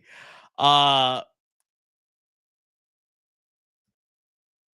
can make excuses. I can talk all I want, but at the end of the day, it comes down to my discipline. I've been going on and off to the gym, but I will say the last 2 weeks I have not been going. But I get busy. I get stuff, and I'm drinking more water though. I will say there we go on diet journey. 2 weeks, no energy drinks. 2 weeks. That's a long time for me, boys. So that's a bonus. That's something that's a big deal for me because I would have one every day, sugar free, but I'd have an energy drink every day. And oh, dude, some days I crave the heck out of one, dude. I crave it like, oh, but 2 weeks and I'm drinking more water. But I still have my sweet. If anything, I've replaced energy drinks with candy because I still crave some sort of dopamine hit. But I'm trying to, man. There's some life changes headed, and I'm really wanting to be healthier. All right. Really wish you were here, says the studio review. I thought it was fantastic. Oh, dude, the studio was great, dude. The studio I thought was really awesome. I think that final episode wasn't as funny. I think there were other episodes in there that were better done, but I did like the CinemaCon angle, and I cannot wait for another season because it's been really funny. I'll tell you though, the show that's beat it for me, and the thing, guys, you need to watch this. I would recommend season 1, but you do not have to watch season 1. You could just jump straight into season 2. Please watch The Rehearsal. It is the funniest, most genius, intelligent show. This isn't a sponsor. Nobody pay me to say this. I love this freaking thing.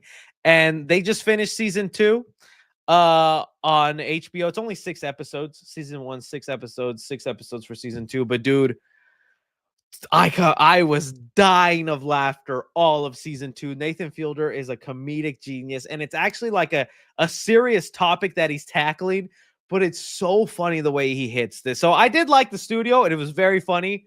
But the thing that had me dying the most, and the thing that's still in my mind, rehearsal, dude. Watch this season 2. Get it on HBO Max, guys. You will not regret it. All right. Day 365 of asking Chris to bring back reading negative reviews on movies I love. And it's pronounced Chevet. Oh, Chevet D. Chevet D. I'm not gonna lie, I see your comments and I know I should do it. I just don't know what would be a good clickable series to do. I don't know if it should just be reading negative reviews on my favorite movies again. Feels so generic. I feel like I need an actual topic, like reading negative reviews on, I don't know, Jim Carrey movies or this and that, or the Mission Impossible movies, but it feels like the time has passed for those. So I need a topic. I need more of a specific topic. So we'll see. Thoughts on the Good Fortune teaser? Oh yeah, they finally dropped that. I didn't get the chance to talk about that. I'm excited for it. It does look I don't know. I guess maybe there was too much buildup for him. If you guys know what he's talking about, for the past 2 CinemaCons, we have been hearing about this movie with Aziz Ansari, Seth Rogen, and Keanu Reeves. Oh, shit, I thought you guys were seeing this. Called Good Fortune. The movie is about Keanu Reeves, who plays this angel who's just trying to like get a higher position, because his position right now is just to save people who are texting and driving. He wants to have more meaning in his angel life. And so he switches, he makes 2 people switch places, Aziz and Seth Rogen. And with the comedy ensues from there. And the trailer seemed fine. I don't know. A lot of the CinemaCon people were building it up to be the most hilarious thing. I was just getting kind of generic comedy vibes for it, but I'm actually still excited for it, looking forward to it. Keanu Reeves in this cast, and I like Aziz Ansari. I know he went through a period where he was like canceled for a bit, even though like the thing he was canceled for wasn't really, he just went on a bad date, but it wasn't really his fault. Like, we've all gone on a bad date. Unless you're a loser. I'm just kidding. So I'm glad to see him be back in movies. So yeah, it looked fun. It looked fun. It looked fun. People keep saying Black Phone 2 teaser. Did they drop something while I was like, oh shoot? They dropped that right now? Oh, I would want to watch it, but I'd get copyrighted because Blumhouse always copyrights. Dang. Okay, I'm gonna have to look at that afterwards, but it does look cool. It does look cool. Awesome. Thank you for letting me know. I was like, I didn't see any of you guys say it. And I hate it because Twitter's been so broken lately. I usually have my notifications on, and this thing did not notify me that Discussing Films tweeted that out. That's cool. A lot of you guys were putting that up there. Got the first scoop. Is known about art beyond his pension. So yeah. All right. Sorry about that. I was looking at it for a sec. Let's see here. I'll probably post about it on my TikTok. Notice some popular horror news outlets such as Bloody Disgusting having been reporting the Terrifier 4 news. Damien Leone gave you. Congrats. Yeah, that was awesome. That was very awesome. I was very happy about that. I Love Movie says, do you remember Nickelodeon Worldwide Day of Play where the network would shut down and basically force kids to go outside and touch grass? Yeah, but all they do is just flip the channel to Disney or Cartoon Network instead of actually going outside. But yeah, that was cool when they would do that. What are your thoughts on the Beatles biopic? I'm sure it'll be cool. I'm not a big Beatles guy. Nothing against their music or anything. I just never got too into their stuff or their life. I know they're huge and whatnot. I'll probably watch it just to be in the know of their life, but it's lukewarm on it. We have here says, I Love Movie says, what's going on? Netflix? Dude, I have no idea. Supposedly it was like filmed and done. They even had a cast and everything. And I don't know. You would think it's good. I don't know if maybe they wanted to turn it into a TV show instead because of the success of One Piece. That they're like, well, let's just make it a series instead of a movie. Get more hours and views on that. But nothing on it now, man. Maybe we'll get something at Tudum tomorrow. Thanks for getting rid of the rude comments to me and Karate Kid movie review I posted on Reddit. That person was weird. Yeah, that was just mean. And I did wear the Blue Beetle shirt because of Miguel. That's exactly why I did it. Really wish you were here, says Last of Us review. Oh, dude, I was disappointed. Honestly, and I'm not even seeing anybody all that much care about it. I feel like season 1, so much buzz and talk. I was very disappointed with Last of Us season 2, guys. After the second episode where the thing happens, if you know, you know, it really went downhill for me. And I didn't even want to talk about it because I didn't want to be lumped in with the weirdos who all they do is talk about the way Bella Ramsey looks and how ugly or something like that she is. Like, I think that's just so rude and dumb. But just looking at the show critically and story-wise and the way they've broken down the story of the second game, oh, dude, I'm very disappointed. I did not think they handled the tone of it well. They've written Ellie this season so weird. Like, Ellie is too much of a happy, jokey character this season. And I'm like, that's the opposite of what she would be in the second game. She's supposed to be a lot darker in this revenge state, and all they're showing is like these girls are on their way to Disney World is what it felt like. They've also got rid of all the skill Ellie has and why she can like take down a whole squad in the game. Since you play as Ellie's a menace, dude. Ellie's killing like hundreds of people on her way to find Abby. And honestly, the way they had Bella Ramsey portrayed is like she's never even held a gun, is what it felt like. And I thought some of the emotion was lacking in certain bits. I did like the flashback episode with Pedro Pascal. Like, I thought that was kind of nice.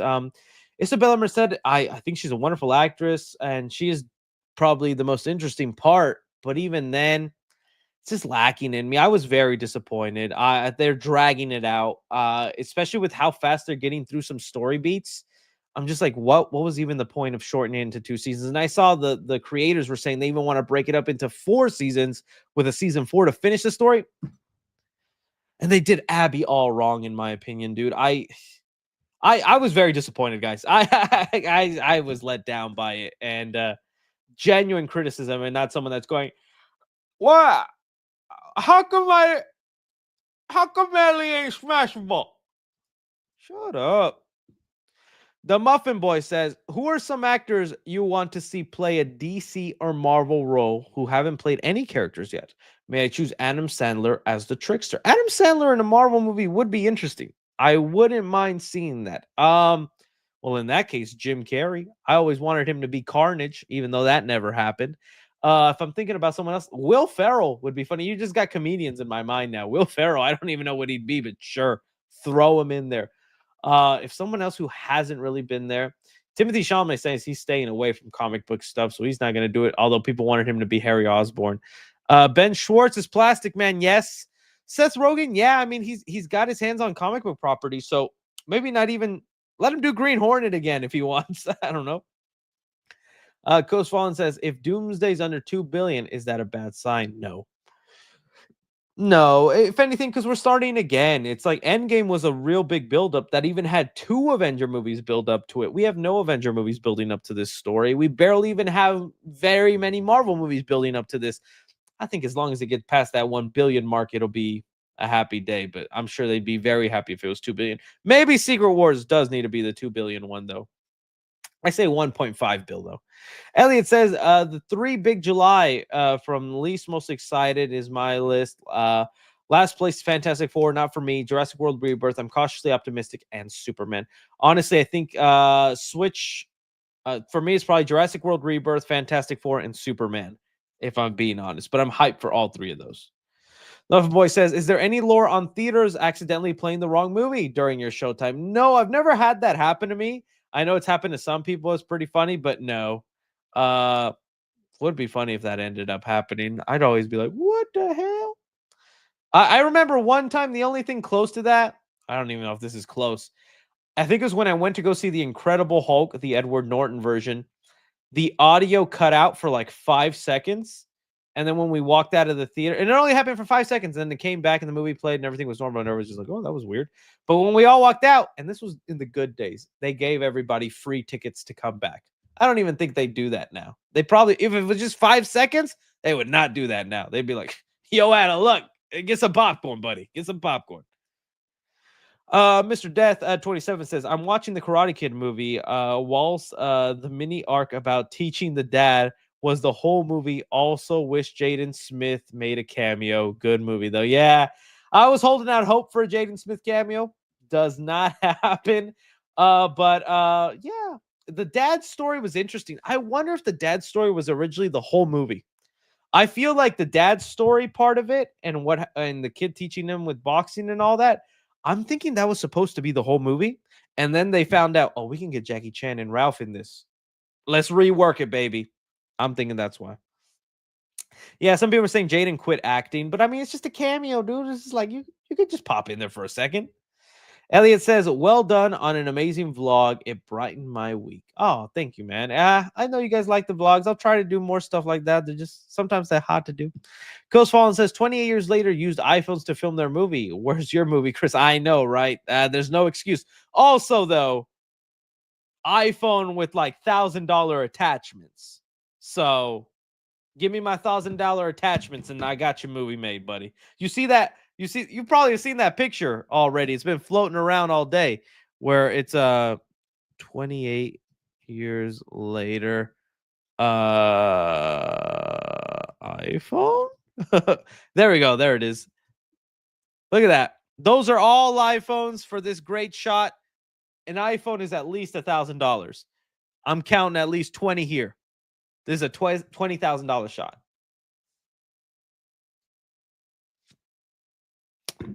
All right, then. That's what I thought. Coast Fallen. That's what I thought. All right. I think I passed one of your other ones. It says here, Jonathan Valenzuela says, really looking forward to watching Bring Her Back next week. Also, you planning on watching the Facetious? Oh, the Wes Anderson movie? I'll be honest with you. Nothing about it appeals to me. I like Wes Anderson movies, kind of a lot actually. Like Budapest Hotel. Fantastic Mr. Fox. So many great movies that he's done. I love his filming style, but just nothing about the plot or what happens in that looks appealing. But then again, I felt that way about Grand Budapest or the Budapest Hotel, whatever the one was called. And I ended up really loving Grand Budapest Hotel. So maybe this will be a situation where I just gotta power through and I'll probably love it. I do like that one ad that they keep playing with Michael Cera, where he's like, found this under the cockpit. It's a bomb. How long does it say? 18 minutes. Good stuff. Good stuff. All right. Bossum says, currently writing a Van Helsing screenplay to pitch to studios. How interested would you be in Universal having another? Oh, dude, that'd be the perfect go at it. I like the Van Helsing movies. That's such a good idea to do. I'm surprised they don't jump on that more. I'd be so down for another one of those. Leighton Davenport says, Chris, heard in Fantastic Four Steps, it's real. The movie is set in Universe 828. I heard that. I don't understand why that's a big deal, though. About the that we knew it was in a different universe. Is 828 a big deal? Is it like what happens in the comics in Universe 828? If anyone can feel me, and I saw people spreading that around like I should know what that means. Marvel's Universe 828. Let me see here. A distinct universe that serves as a bridge between established Earths. I just know. Yeah, people already told me about the Black Phone 2 teaser. I'll have to talk about it after the stream. I just can't watch it on on the stream because it'll get copy striked. That's because Blumhouse usually works with Universal. Universal, they don't play with that. Todd Murray says, what are your thoughts on The Last of Us Season 2? Yeah, I just went into it a little bit earlier with the super chat. I was very disappointed in it. I thought it started off strong. It was headed in the right direction. I was interested in some of the changes, but none of the changes they made justified the ends. They just dragged it on. Very disappointed with the portrayal of Ellie this season when I loved her last season. Honestly, I loved all of the first season, and this was like a major step down. Even my lady, who hasn't played Last of Us, doesn't know anything about the story, she was also let down. So I can't imagine that they'll get to that fourth season. I think season 3 will probably be their end. Elliot says, do you know any good places to buy popcorn buckets for the UK? I really want Jaws popcorn bucket. By the way, you're the go, Chris. Your videos brighten my day. Oh, dude. Unless you get on eBay or I don't know if y'all guys have Mercari, but that's where I'd go. I really would not know, buddy. I really would not know. I could smuggle them for you on the black market. Daniel Phillips says, which has more pressure, Superman or Doomsday? Superman. Superman is the start of an entire universe. I know Creature Commandos. No. Superman is the start to this universe. The full throttle go. This does not do well. That is it. And even worse, they have to power through with Supergirl after this does not do well. Doomsday, that doesn't do well. I still will release Secret Wars, and that'll maybe do okay. And there's their soft reboot. They're soft rebooting anyway, so I think Superman has more of the pressure. Excited for King of the Hill season 14 on Hulu. I never was much of a King of the Hill guy, but damn it, Bobby, that's all I know. I don't really watch King of the Hill though. Too white trash for me, if I'm being honest. Leighton Davenport says, Chris, heard in the X-Force style movie Ryan Reynolds is writing, Josh Brolin's Cable and Hugh Jackman's Wolverine are on his team along with Storm. I like that. I'd be very happy to see that. Let's see if Kevin Feige accepts his pitch, though. Jamitral Gates says, just finished watching Karate Kids Legends. Loved it. Hey, happy, buddy. Happy you loved it. I can totally see why people would like it. Like I said, my theater was clapping and cheering at the end. It was a little too generic. Nerd Boy says, if that soap was a thing when I was a kid, I would gladly get in trouble. So many parents would wash my mouth out. Oh yeah.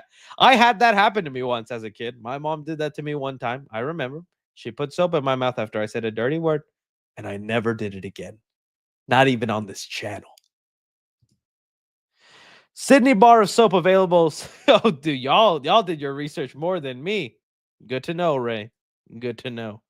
Karate Kick 4D. Did you see the popcorn bucket for Megan 2? And you think you will have popcorn? Dude, they better do one for FNAF. They did one for Megan. And now that, honestly, there's a really good chance they'll do one for FNAF because now they know there's a real moneymaker there and all that. If they don't do one, it'll be a bummer. Black Phone 2? Maybe. But FNAF, they got to do one. And yeah, it's all the two Megan ones. There's one with Alamo and one with Cinemark, and both of them, yeah, it's all right. Johnny Corey says, what's the video game movie you're most excited for? If we ever get to Mario Galaxy, I really do think the third movie will be Mario Galaxy. That's what I want. If they ever make a live action Crash Bandicoot movie, I love Crash Bandicoot, so I'd like to see it happen.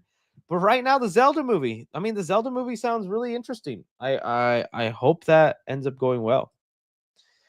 The Raul Pool says, yo, Chris, Raul Garza from In. This is my first time actually making it to a Friday night live show. You are my movie guy. I get all my movie news from. Love what you do, bro. Never stop. Oh, appreciate you, man. That means a lot to me. What did you think a lot? Yeah, I just talked about it again. Just huge disappointment, man. I think they really fumbled it, unfortunately, and I was rooting for them. Noah Grayson says, what are your top 5 most anticipated horror movies for the rest of the year? By the way, saw Bring Her Back today. What a movie. Oh, yeah, dude. That is a movie. Superman, Fantastic Four, Jurassic World Rebirth, of course. But if I'm moving past that stuff, this year is Avatar, right? Avatar's up there. Avatar for sure. FNAF 2, I am very interested in that. I'm trying to think of like any other horror movies that are coming up. Those are some of the big ones. I don't Black Phone 2. Yeah, with the little teases that they were going into that. So that is a movie. What we're saying horror movies. Oh, sorry, horror movies. Duh. He specified horror movies. My idiot. Okay, let me look up upcoming horror movies. Oh, okay. So we have Weapons. Weapons is up there pretty high. Like Scream 7 is this? No, that's next year. Scream 7 is this year. Weapons is up there pretty high. I'm curious about I Know What You Did Last Summer. I don't know if it'd make the top 5 though. I don't know if you count Predator, but I would. Black Phone would definitely be on there. Him seemed interesting. FNAF 2. But Weapons I think is number 1. Oh, Frankenstein. Is that still coming this year? If Frankenstein comes out this year, the Guillermo del Toro, that is up there. And I saw it Together, so I know that was good. And you guys will enjoy that. Yeah, those are the kind of ones. Thank you. I don't know why I was just thinking every movie. Hey, Chris, today was my last day of junior year of high school. Love your videos, man. Oh, dude, well, congrats. Congrats, man. I hope, well, congrats on being a senior now. Whoopa whoopa. Adventures with Parker and Dad said, any news on Batman Part 2? Nothing crazy so far. There's just supposedly that Matt Reeves is supposed to turn in the script any time now. I hope we get an update at San Diego Comic-Con. It'd be really nice to get an update then. MIB's Gaming SB says, the marketing behind Superman is underwhelming right now. I kind of agree. I know there's been some merchandise and some things happening out there, but I'm still waiting for the gigantic marketing push. The Dairy Queen Blizzard did not do it, and I still need to go out and try it, man. I heard it's actually really good. Deadpool 2001 Love says, no movie related, but would you ever come to Australia? If so, you're into your sports, you should check out NRL and follow the West Tigers. Your buddy don't do sports, but I'll do it just for you, buddy. Thank you for letting me know. I do want to go to Australia, but I'm scared of all the creatures you got there. Unbeatable says, how did you feel the Franklin Richards leaks? I didn't look too far into the Franklin Richards leaks other than that he's in the movie as a baby. I heard the only leak I heard is that he's like CGI, but I did see some people teasing that they did not like what they did with Franklin by the end of the movie, and I'm like, oh, wonder what the heck he does. But I don't know too much about what he does. Felix Phantom says, the next Final Destination movie, they should be two people have a premonition throughout the movie. We have to find out which premonition was true. Honestly, and maybe this isn't the right way to go, I would want them to explore why the premonitions happen. Who is giving them this chance at life? Because if they're supposed to die and they're not supposed to die, then who is giving them this opportunity to live? Who is giving them these signs? Like, I guess, like, maybe explore the good side of Final Destination a bit. Like, I don't know, is an angel watching over them? I'm not saying you have to bring in angels and stuff like that, but you know what I mean? Kind of explore the premonition side of like why they occur. Is there a bigger purpose to it? Is something like that? I don't know, something like that. Lewis Clark says, saw the live action Lilo and Stitch and will say, I think it's fine. It's not a masterpiece like the original, but it's a fine movie. I agree. Nick Figures says, always love your streams, but sucks to see you today. I'm currently at a Fan Expo in Dallas right now and hope maybe run into maybe tomorrow. I think I'll be there, but yeah, it was Friday's live stream. Couldn't be there today, but I hope you enjoy the expo, my friend. The King Ellie says, heard the Rockaraka could direct a Marvel movie. I heard that they did have a general meeting, but we'll see. They also had a general meeting with DC, and that didn't go well. They seem very particular about being able to do what they want to do. In an interview, they seemed very clear that they don't like too much studio meddling. And hey, all respect to them for that. So Marvel is very much studio meddling because they have a whole universe to keep intact. So we'll see. Maybe if they can get a little outside movie that isn't too effective to the overall universe, could be cool. Elliot says, what's your dream shark movie that you want made? Oh, man. What shark movie hasn't been made? I think one day for Spooky Mama Month, I just want to review a bunch of random shark movies. I'd like another Deep Blue Sea movie, but done actually well. I know there's like 3 others in the franchise or something, but I like the original Deep Blue Sea a lot. I don't have like a one. I really want to see that new one coming out, Dangerous Animals, where it's like a serial killer who likes to kill people with a shark. That looks good. Jai Courtney. Darker Ninja says, what's your favorite superhero show? Ooh, there's a lot of them. Daredevil is definitely number 1, but I did like Peacemaker season 1. Penguin was really good, though. Penguin, but do you count that because it's a villain? I'd have to go probably Daredevil. Probably have to go Daredevil, buddy. Oh, someone just said Megan 2 got delayed. Dude, why am I missing out on all this news? Someone said to 2029. Don't lie to me, buddy. Don't lie to me with this. Megan did not get delayed. Oh, yeah. It looks like they're definitely hitting some. We're definitely getting some Stranger Things news. They just posted a little video. Well, an hour ago. So I say just posted. It's been up for a while. Good stuff. I'm missing all this news, dude. It says here, why isn't the Chucky behind you in his box? Oh, almost got me there, David Jordan. Lewis Clark says, I will say the hate that Lilo and Stitch is getting is so messed up and annoying. As people mention, what happens in the film, but twisting it to make it terrible. I agree. A lot of people are really twisting that ending, but Movie's not even so good to like be able to defend it that much, just like The Flash. King Nate says, "Can you do a Dead by Daylight stream when Springtime comes out? Also, my birthday is next week. Any chance I can be made a mod in the channel? Keep up the great job. Well, ask me again next week, and if I remember, I'll do it. I'll do it, King Nate. Happy early birthday, though, buddy. As far as the Dead by Daylight stream, I'm not a great Dead by Daylight player, but the Springtrap stuff does look very fun. So maybe." Drew Harrell says, "Hey, Chris, I know you're one of favorite DC characters, Dick Grayson. So if you got to cast him in the DCU, who would you choose? Also, love watching the videos and stream. Keep up the good work." I do really like the guy from Euphoria. I forget his name, but the big old dude, and he's like, I think he's playing Frankenstein in the Guillermo del Toro movie right now. But that's an older Nightwing. As far as like Dick Grayson, though, starting out, I'd have to be an unknown. I'd have to. Oh, this is gonna sound terrible. I'd have to see what 12-year-old actors are out there, or not even Jacob Elrodi. Yeah, there we go. As like an older Nightwing, I think would have been cool. But if not, like if it was up to me in a Batman movie, I would try making Dick Grayson like 13, 14, and I would find a way to make that work. Like probably cast him the age that Tom Holland started with Spider-Man, or maybe a little younger. Let's see here. Lewis Clark says, Chris Sanders, who voices Stitch, is also the original director and writer of the OG, and he also directed How to Train Your Dragon and The Wild Robot. Oh, did he? I didn't know about those. Did he direct How to Train Your Dragon? Let me look that up. I don't remember. I thought that was a different guy who did How to Train Your Dragon.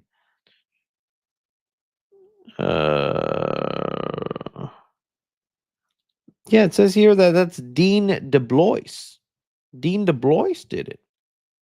And The Wild Robot, did he do The Wild Robot? The Wild Robot director. He did do The Wild Robot, and he did a fantastic job with that one too. Maybe it was a different How to Train Your Dragon movie. I don't know. It says here, let's see. We still need to know why Thor was crying. Oh, we definitely find out why Thor was crying. That's for the live action. I thought they got the same live action director to do did they not? I remember that being a big deal that they got the same guy who did the cartoon movies, the animated movies, to do the live action film. Am I wrong on that? Okay. You guys are right on that. Let me see. Director. Oh, it says he directed it. Maybe he was one of many directors. Maybe we had multiple directors. Oh, it was both of them. It was Dean DeBlois and Chris Sanders. They both directed the movie. There we go. Co-directors. Good to know. Felix the Phantom says, "Are the Superman test screen and reshoots real or fake? People need to stop hating on this movie." It's hard to tell. There are some reports of like reshoots and maybe major changes made to Superman, but I don't know how much is real, exaggerated, or just wanting the movie to fail. It's honestly hard to tell. If it's real, I mean, at least they're changing the movie up and whatnot, and I can understand James Gunn being pretty fickle with the movie and wanting it to be perfect. But right now, I still don't know because it's a lot of just the Snyder Bros passing along that story. King Destroyers 311 says, "Hey Chris, what you think we'll see at Tadum tomorrow?" Well, it looks like Stranger Things 5 for sure. Probably Squid Game season 3. Frankenstein would be awesome. I'd love to see some Frankenstein stuff. I don't know what else they would do. I'm sure there's a bunch of other little things.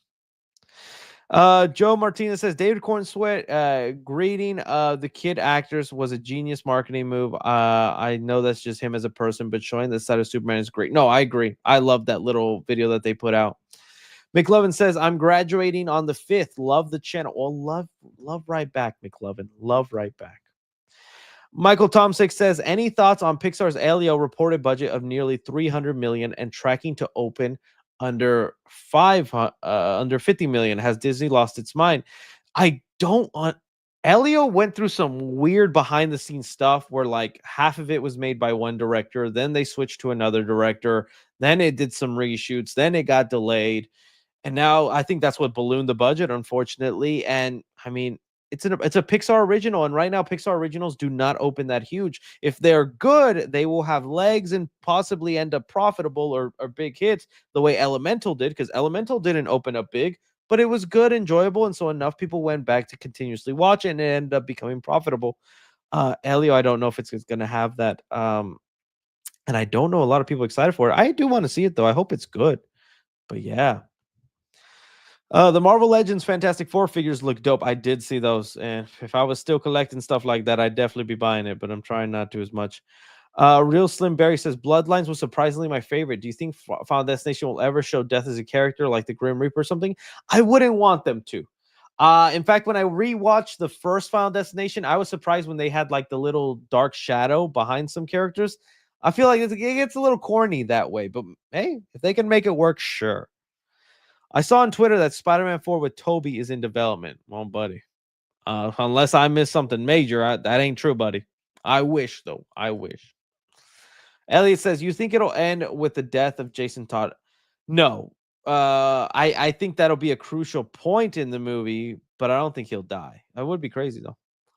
Michael Thompson says, thoughts on Superman domestic box office tracking that's bigger than the Minecraft opening weekend? That would be awesome. I just don't know how accurate that is since tickets aren't even on sale. So it's like a predictive measure of it based on internet hype and whatnot, which isn't always accurate. Once tickets go on sale, and if that's still the number they're saying, awesome. Because I want that movie to succeed. Ethan Hunt versus John Wick. Who are you betting on? I don't know, man. Part of me wants to say Ethan Hunt. I think John Wick is probably the better fighter and marksman, but Ethan has that mysterious luck where things go right for him and he'll still win. John Wick gets pretty beaten sometimes.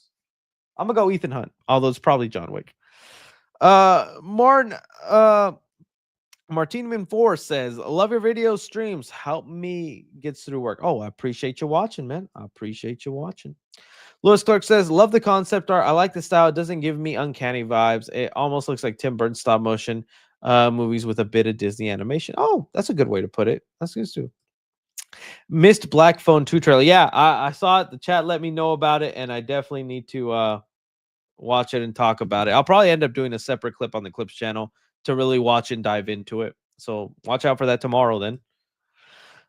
Says, we need more vlogs, please. I will think of more vlogs to do, buddy. I definitely will. Austin Kate says, you ever check out that video on the Reddit? Oh, yes, I did. I saw it up there. The only reason I didn't talk about it, Austin, and this isn't me coming at you, buddy, or anything like that. I promise you, I'm not.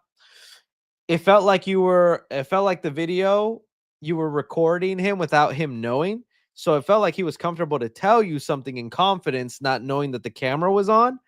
And so with that, I would feel kind of bad to like put the video out there with him saying something he thought was said in confidence. So I decided not to like spread it around or talk about it because Damien's nice. He likes me and I don't want to ruin that friendship. And maybe I can get on the set of Terrifier 4 and film a vlog there. That'd be awesome. So that's why I didn't decide to talk about it, Austin. It looked like a video that was kind of filmed in secret, and he was just openly talking about something, not realizing he was being filmed, you know?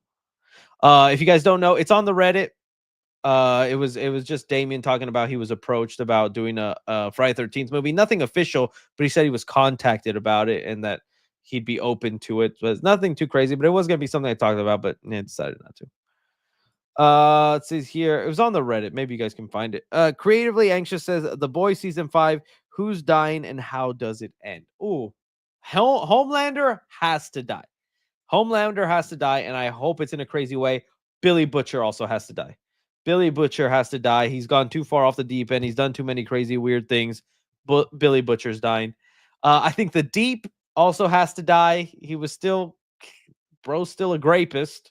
I think he has to die. I think what's his name? Speed. I forget that guy's name. What was his name? The Quickster, the fast one. I don't think he has to die. I think he's redeemed himself in a way. He's apologized. I don't think A-Train. Thank you, A-Train. I don't know why the name slipped my mind. I think A-Train still lives. And Soldier Boy. Soldier Boy needs to die. Those are my main guesses. Soldier Boy, Homelander, Butcher, and the Deep. Those are the ones who dies from my guess. But we'll see. The Quickster. Yeah, I was thinking about SpongeBob. The Quickster. You want to see me touch that couch? You want to see me do it again? I love that's my favorite SpongeBob episode. Let's see here. Latest you've ever eaten at Jack in the Box? Not that late, man. Like 9, 10, 11, maybe. Not that late. If my latest spot would be like Taco Bell. I'm a Taco Bell devil, so that would probably be like the late place I'd go. The late night foodie calls be hitting different, Chris. They do be hitting different. Eric says thoughts on the first look of the new Franklin Richards listed most of the anticipated movies of summers like top 5. Yeah, the Franklin Richards is interesting. I hope it's not a CGI baby, but top 5 summer movies: Superman 1, Fantastic Four, Jurassic World Rebirth. I think Weapons is this summer, so I am gonna add it on there. Can't think of like another big summer movie unless I'm just. I'm kind of curious about Ballerina. Starting to get more curious about it. Mr. Oldest, who says, first live in many weeks. Want to give a shout out to the mods for getting rid of the spammers. Thank you. There were some at the beginning of this chat, at the beginning of the stream, that were annoying the heck out of me. Thank you for getting rid of them. Been going to test screens. Any test screenings lore? I remember my first test screening was like for Deadpool 2. Whenever Deadpool 2 was coming out, and again, it was like 6 months before the movie released, but all the VFX were done, so the movie looked really good. It was great. And I got on Reddit and I spoiled it for some people. This was before I had I think it was before I had a YouTube channel and was going on that stuff. I was one of those internet trolls where I went to a test screening, guys, and here's what happens in Deadpool 2. So that's my earliest test screening, and I remember being paranoid for a week that like the FBI was going to come to my house because I did that. So, but it didn't happen because they take your ID sometimes at these test screenings. They like take your ID and they take pictures of it and stuff like that. And I was like, they're gonna come and arrest me. But yeah, that was me, little Reddit troll. The Juggernaut's in it, and he doesn't say I'm the Juggernaut. Been great rewatching old 3C videos, nostalgia. Oh man, please don't watch old 3C videos. I can't even handle that cringe. Ray Go Loco says, I was kind of disappointed when the Karate Kid Legends, being a huge Karate Kid fan, just felt like another episode of Cobra Kai. Still enjoyed the movie though. That's honestly a great way to put it. It's like a random episode of Cobra Kai. Mr. Wolvesy says, OMG, Chris, I caught you in a live. You're an amazing. Always make my day with any video. Also, which live would you rather have, Reed Richards or Superman?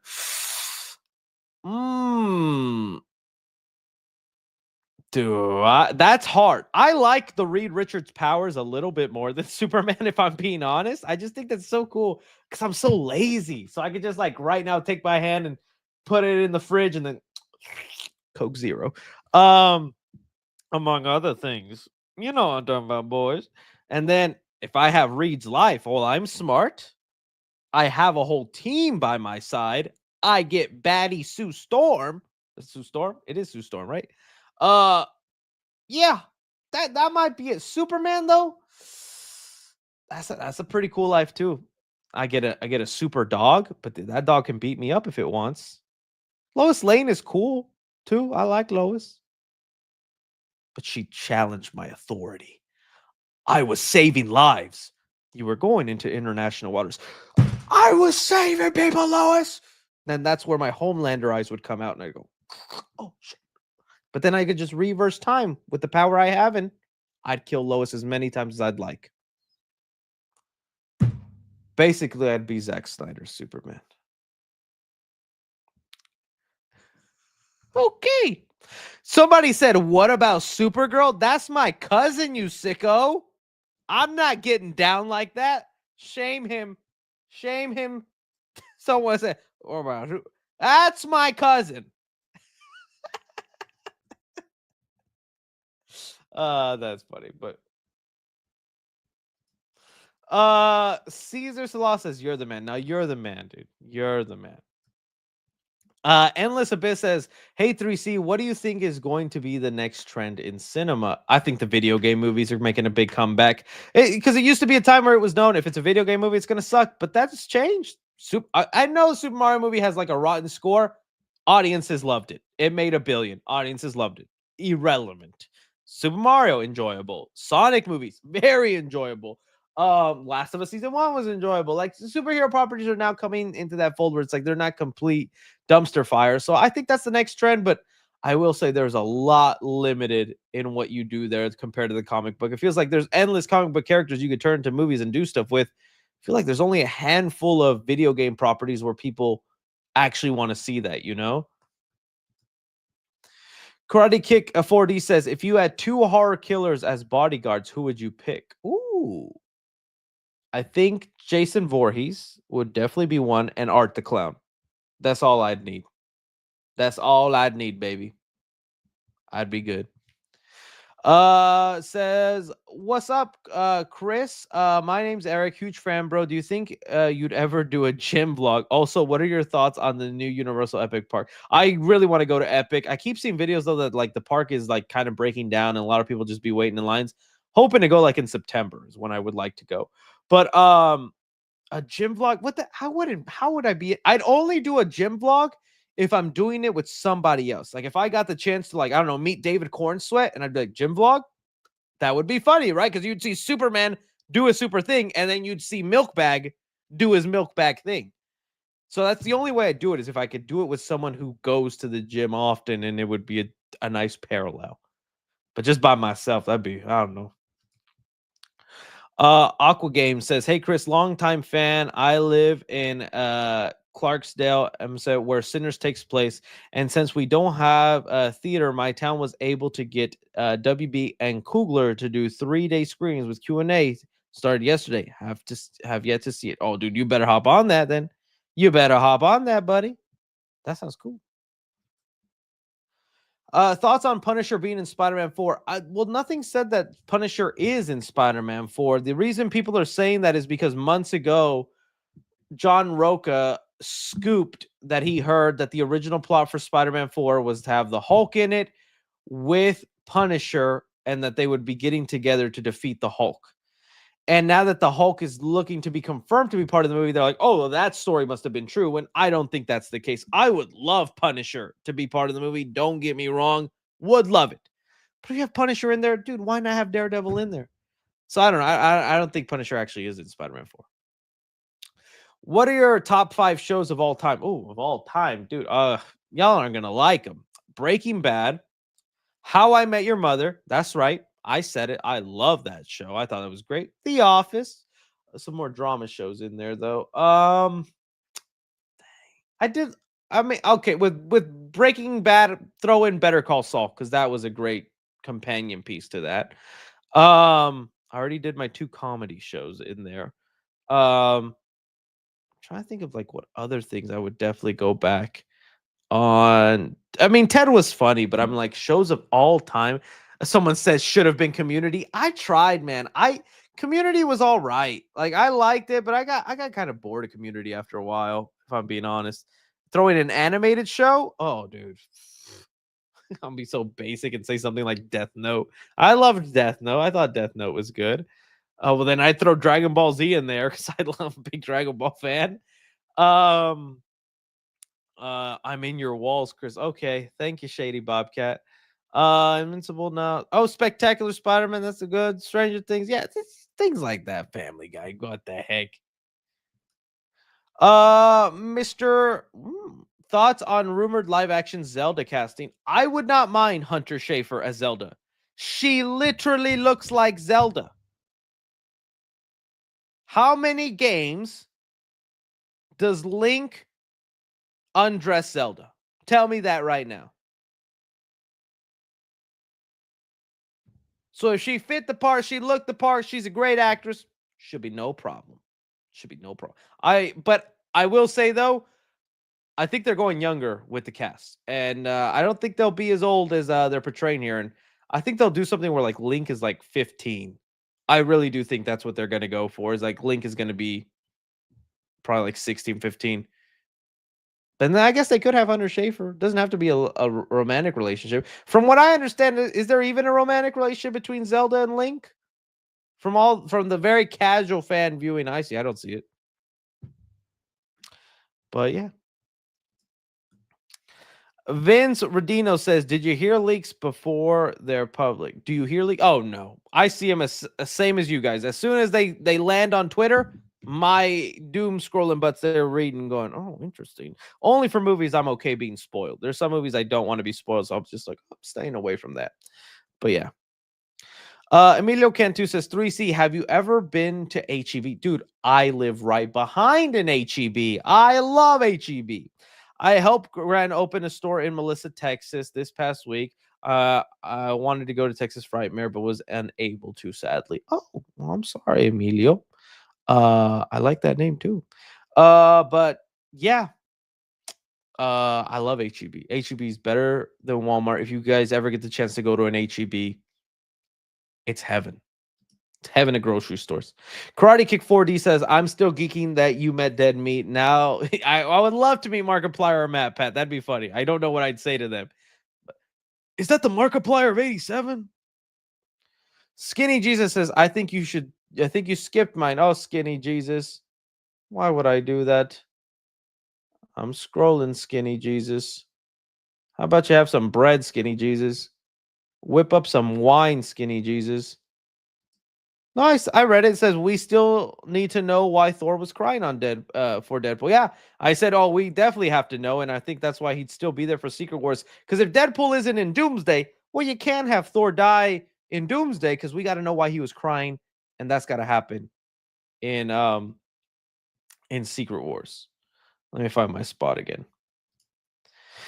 Eric says, for Karate Kid, very early rumors said the dad story was supposed to be the whole movie. See, that's what I'm saying. I remember reporting on that and talking about it on the channel, and a lot of you guys were hating on me, going, that's such a dumb idea for a Karate Kid movie. Is the kid teaching the dad? But dude, as soon as they got Jackie Chan and Ralph Macchio, they're like, we gotta do this. We gotta do this. Then he says, when we getting those old Fantastic Four reviews? Oh, funny enough you mentioned that, because here's Reed to say, I stretchy Chris. You will be when you get to reviewing the Fantastic Four movies with me, Reed. Yeah, got to get on those and the Superman movies. So definitely got to get to doing that. Love Angel says, try to guess yourself on Akinator. What's Akinator? Akinator.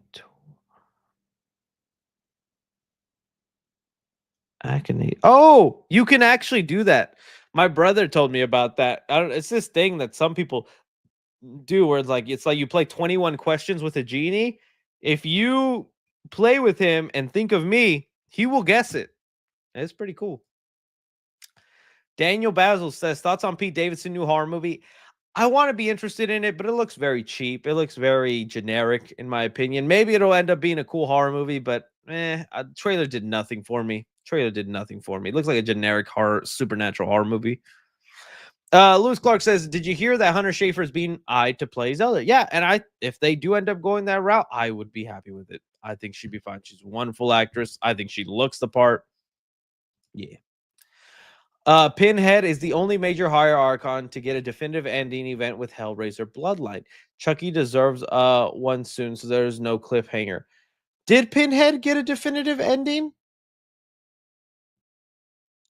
I don't know. Did they explain why there's a Clive Barker one and why there's the more female looking one? Are they two separate people? Are they that? I still liked Hellraiser Bloodline. I would love to see there be another one, but I don't know.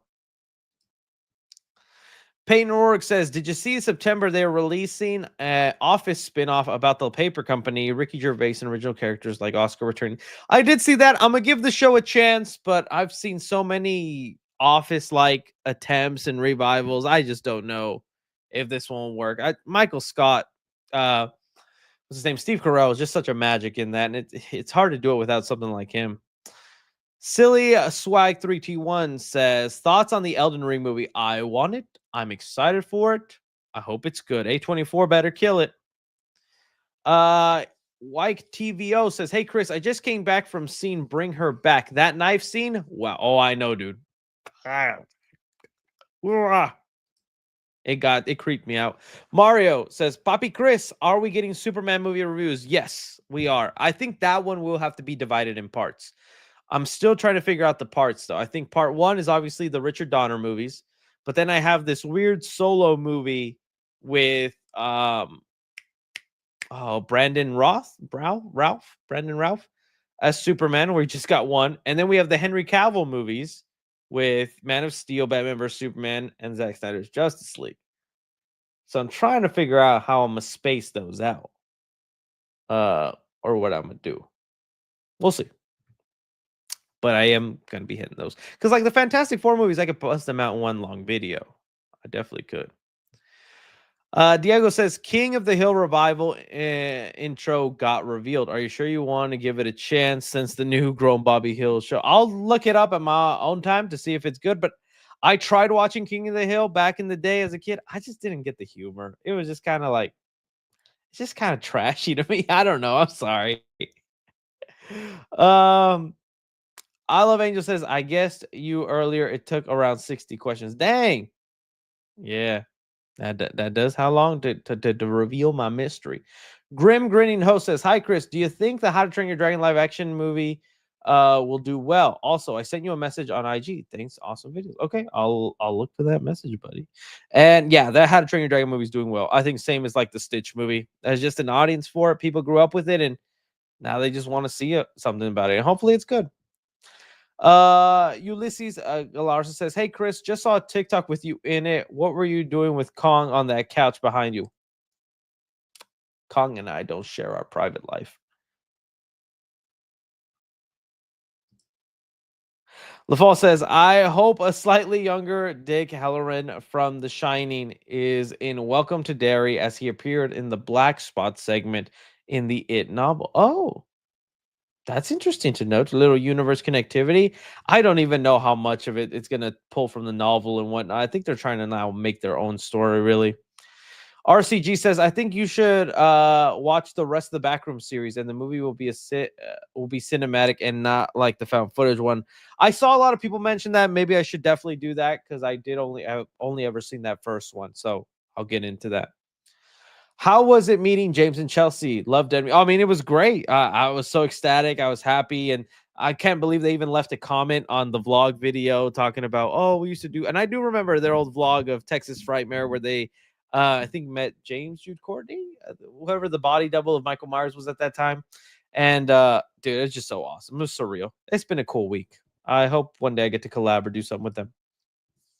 Wicked Life says, looking good, brother. Keep up the good work. Oh, thank you, buddy. I do need another haircut, though. But thank you, buddy. Thank you. Are you going to do USH Halloween Horror Nights this year? There's a rumor. Honestly, if they end up announcing that kind of stuff, I will for sure be doing it, buddy. I will for sure be doing it. Michael Tom6 says, Deadpool 2 released 2 years ago after the channel began. Oh, dang. So I did have the channel and I was out there geeking. I wasn't doing news, though. I think I was only doing like review videos, so I didn't take advantage, or else I would have been that YouTuber that's like, all right, guys, actually, that did happen. I did post a review early for Deadpool 2, and the studio did contact me saying, can you take that down? I was like, okay. That did happen. I forgot about that. That was funny. You like the Independence Day movies, Chris? I like the first one. I don't like the new one they made. I like the first Independence Day. Yes. They should do a Predator, Alien, and Independence Day crossover. I get why you would want Independence Day in there, especially with that little Easter egg in the trailer and whatnot, but I don't know. I'm fine if they don't. Those aliens are all right. Reckon says, what's your most rewatch film? Back to the Future.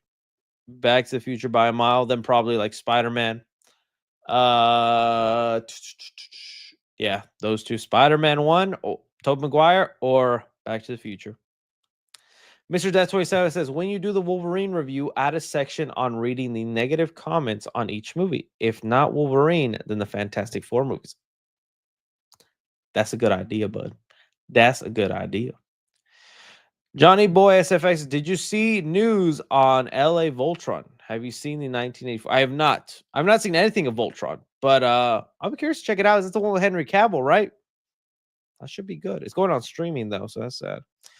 Mr. Death 27 says, also, do you think the movie theaters will make AI movies and not rely on Hollywood anymore? I'm not going to New York. I am going to New York tonight. Anything fun to do there? Psh, I've been to New York one day for a total of like 12 hours for the Deadpool Wolverine premiere. I do not know. Definitely get you some local pizza though. I went to the Spider-Man pizza shop and it was pretty good pizza, but I went to another pizza shop that same day because I needed more New York pizza, and that was even better. Just go some New York pizza shop.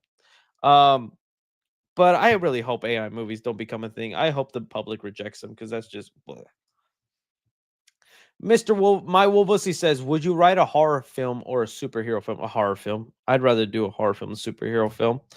I don't because Dynamic Duo is basically taking the idea I've had for years about a Robin movie, but not with the Jason Todd angle, which is like telling a trilogy with each movie focusing on a different Robin while Dick Grayson is still the main character. But they took it from you, man. They ruined it. All right. Friendo Gaming says, have you seen any new rock stars? I'm a new sub. You mean new rock stars? Yeah, I like new rock stars. They do good work. I check out their videos from time to time. What's his name? Eric Voss. There we go. Eric Voss kills it. Oh, 1984 version of the show, I mean. Oh, no, I've never seen anything Voltron, but I get what you meant. Teffer says, hey, Chris, what are your thoughts on the new Resident Evil movie by Zach Krager? I think they need a giant spider room, and it needs to be intense. I think Zach Krager is probably going to knock it out of the park, probably going to bring something to Resident Evil that's been lacking in it for a while. Let's just hope Weapons is good. That'll make me even more excited. But yeah, he seems to be like on the right path of bringing something fresh to it. Hi, Chris. Are you going to attend Fan Expo? Probably tomorrow. I'll be walking around there. So maybe. Yeah. Favorite Fast and Furious movie and why?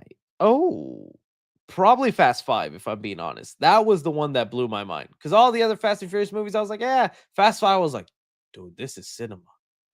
This is the closest they had to like Mission Impossible quality while still being cheesy and fun.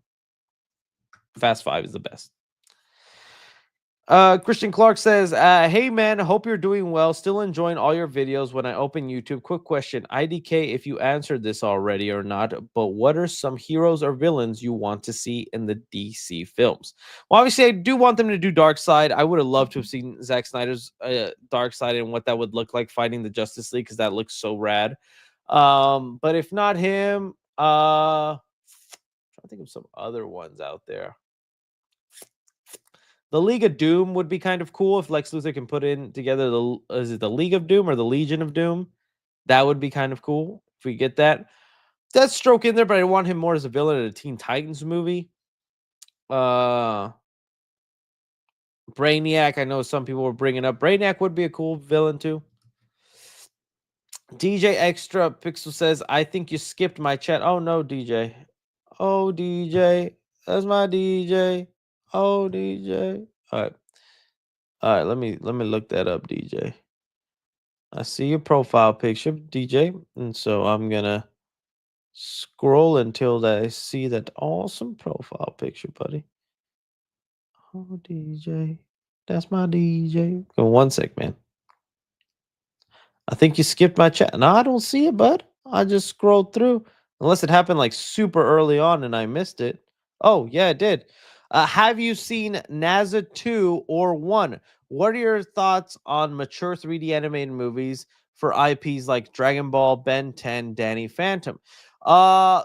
When you say mature, do you mean like a PG-13 version of them? I would love a PG-13 version for Dragon Ball, Ben 10, or Danny Phantom. I don't think you need it for Ben 10 or Danny Phantom, but I would take it. I have not seen Niza 2 or 1. I hear they're great. I know that was like the animated movie that just earned the most money, right? I want to see them because I want to see what the hype is about, but I haven't gotten around to. J. Don Hoover says, hey, Milkbag, how would you reboot the MCU? Do you think there would ever be a DC versus Marvel movie? If so, how would they do it? Also, Cobra Kai, not corny. I will defend forever. Hey, man, I love Cobra Kai too, but sometimes we got to admit it. But all right, I respect the love for Cobra Kai. I mean more the later seasons. Like, definitely the last 2 seasons got super corny, but it's fine. I would not do a good job rebooting the MCU. I'll more answer your DC or Marvel. I would love a DC and Marvel movie. I just think the problem comes to how you divide the money. I was thinking about that today. I think the only way they could do it is if they do it in 2 parts, but they'd have to agree, okay, Marvel, you get all the money from part 1, and DC, you get all the money from part 2. But then they would fight over who would be part 1 and who would be part 2, because I wouldn't know what to tell which one makes the most money. Would it be part 2 or part 1? Because if part 1 sucks, part 2 ain't making that money. But if part 2 is the best, it's a gamble. Shampoo Max says, Chris, I got married to the love of my life. Oh, I'm so happy for you. I'm in the same position. Love of my life downstairs. Vino El Bambino says, have you ever been to Ojos Locos? No, I have not been to Ojos Locos, although I joke about going all the time. If you guys don't know what Ojos Locos is, it's basically Mexican Hooters. So it's Hooters, but with Latinas. It's funny. That's the question right after I said, love my life downstairs. But Ojos Locos, shoo, shoo. No, I've never been. I've seen like the TikToks though, and there are restaurants around me, but I've never had a desire to go. But don't think I don't go to those. I've been to Hooters, I've been to Twin Peaks. I've never gone to Ojos Locos. I've only like recently heard about it like in the past year. I didn't even know it was a thing. Starlick says, RIP multiverse. Were there any characters you really want in there? Freddy Krueger, Goku. Oh, dude, multiverses. I'm so sad that that's gone. It was still a fun game every now and then. And if they kept adding in new characters with fun character traits like they did with Jason X, dude, I would have been on there every week. Freddy Krueger was definitely one of them. Goku would have been cool. Although I don't know if that's a Warner Brother property though. Godzilla, yes, dude, that needed to do that, especially with Kong. They just were not fast enough to add the characters. If they did that, I think we'd still see them more alive. If you could cosplay, what you cosplay? The most recent cosplay I'm about to do, and I'm waiting for that thing to come in the mail. One of the Fantastic Four, baby. So you see me get sloppy soon. Toriyami says, have you seen Silent Hill games? No, but I see a lot of people recommend them, so might have to give them a chance, honestly. Elliot says, glad Jaws popcorn bucket works unlike animatronic. Oh yeah, there's Brucey here. Hey, how you doing? I'm a ventriloquist, guys. Richard Pluma says, yo 3C, can you do a recording room tour and collection video one day? Yeah, I could definitely do that. I could definitely squeeze that in. I got to get organized, though, because things off camera are very messy, man. Peyton Rourke says, update on I Know What You Did Last Summer. Oh, dude, I ain't got no update. I'm waiting for a longer trailer, because so far we've only gotten the teaser trailer, so I'm waiting for more of the story trailer. Hopefully that'll be coming soon. I'm sure it will within the next couple weeks. Michael Tomczyk says, you and Sean can reunite once again tomorrow. Yeah, I think Sean's right now at Fan Expo, so you guys can catch him there. Brandon Chiola Music says, do you think Jaden Smith should have been in the new Karate Kid movie? Would you have been better if he was? It might have been too late, honestly. I know there's a lot of people that loved and like that original one, like I did, but as the main character and continuing his story, it might have been too late, but just an inclusion would have been cool, especially with Legends, the title. Would have been so cool if they like added in more of those characters, made it more about like maybe each one of them is trained a new Karate Kid, so it's like about which one is the better teacher or something. But then we're following into Cobra Kai territory, and I think that's also what made the movie so lackluster, is like almost every plot point you can think about within the Karate Kid universe was done within the 6 seasons of Cobra Kai, or 5 seasons, whatever it is. Like whatever storyline you can come up with, Cobra Kai did an episode on it. Oh, this teacher teach that person, or this guy go that bad, and this thing that happens. Cobra Kai did it. So it's like, what new thing can you do now that hasn't been done, you know? Still love that first season of Cobra Kai. The whole show is great, but that first season is a perfect modern version. Grim Grinning Host says, favorite Universal Monster movie and why? Also, my IG message is huge. Proposal for me. Would it be better to email you instead? I'll check the IG, buddy. Favorite Universal Monster? Probably Frankenstein.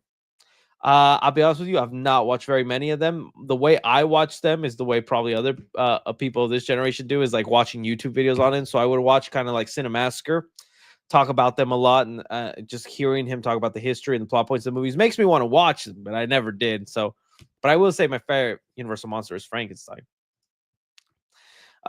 Rich Flick says thoughts on James Gunn directing World's Finest. You know, like I want to be a James Gunn defender, and I still am. I mean, the guy's great.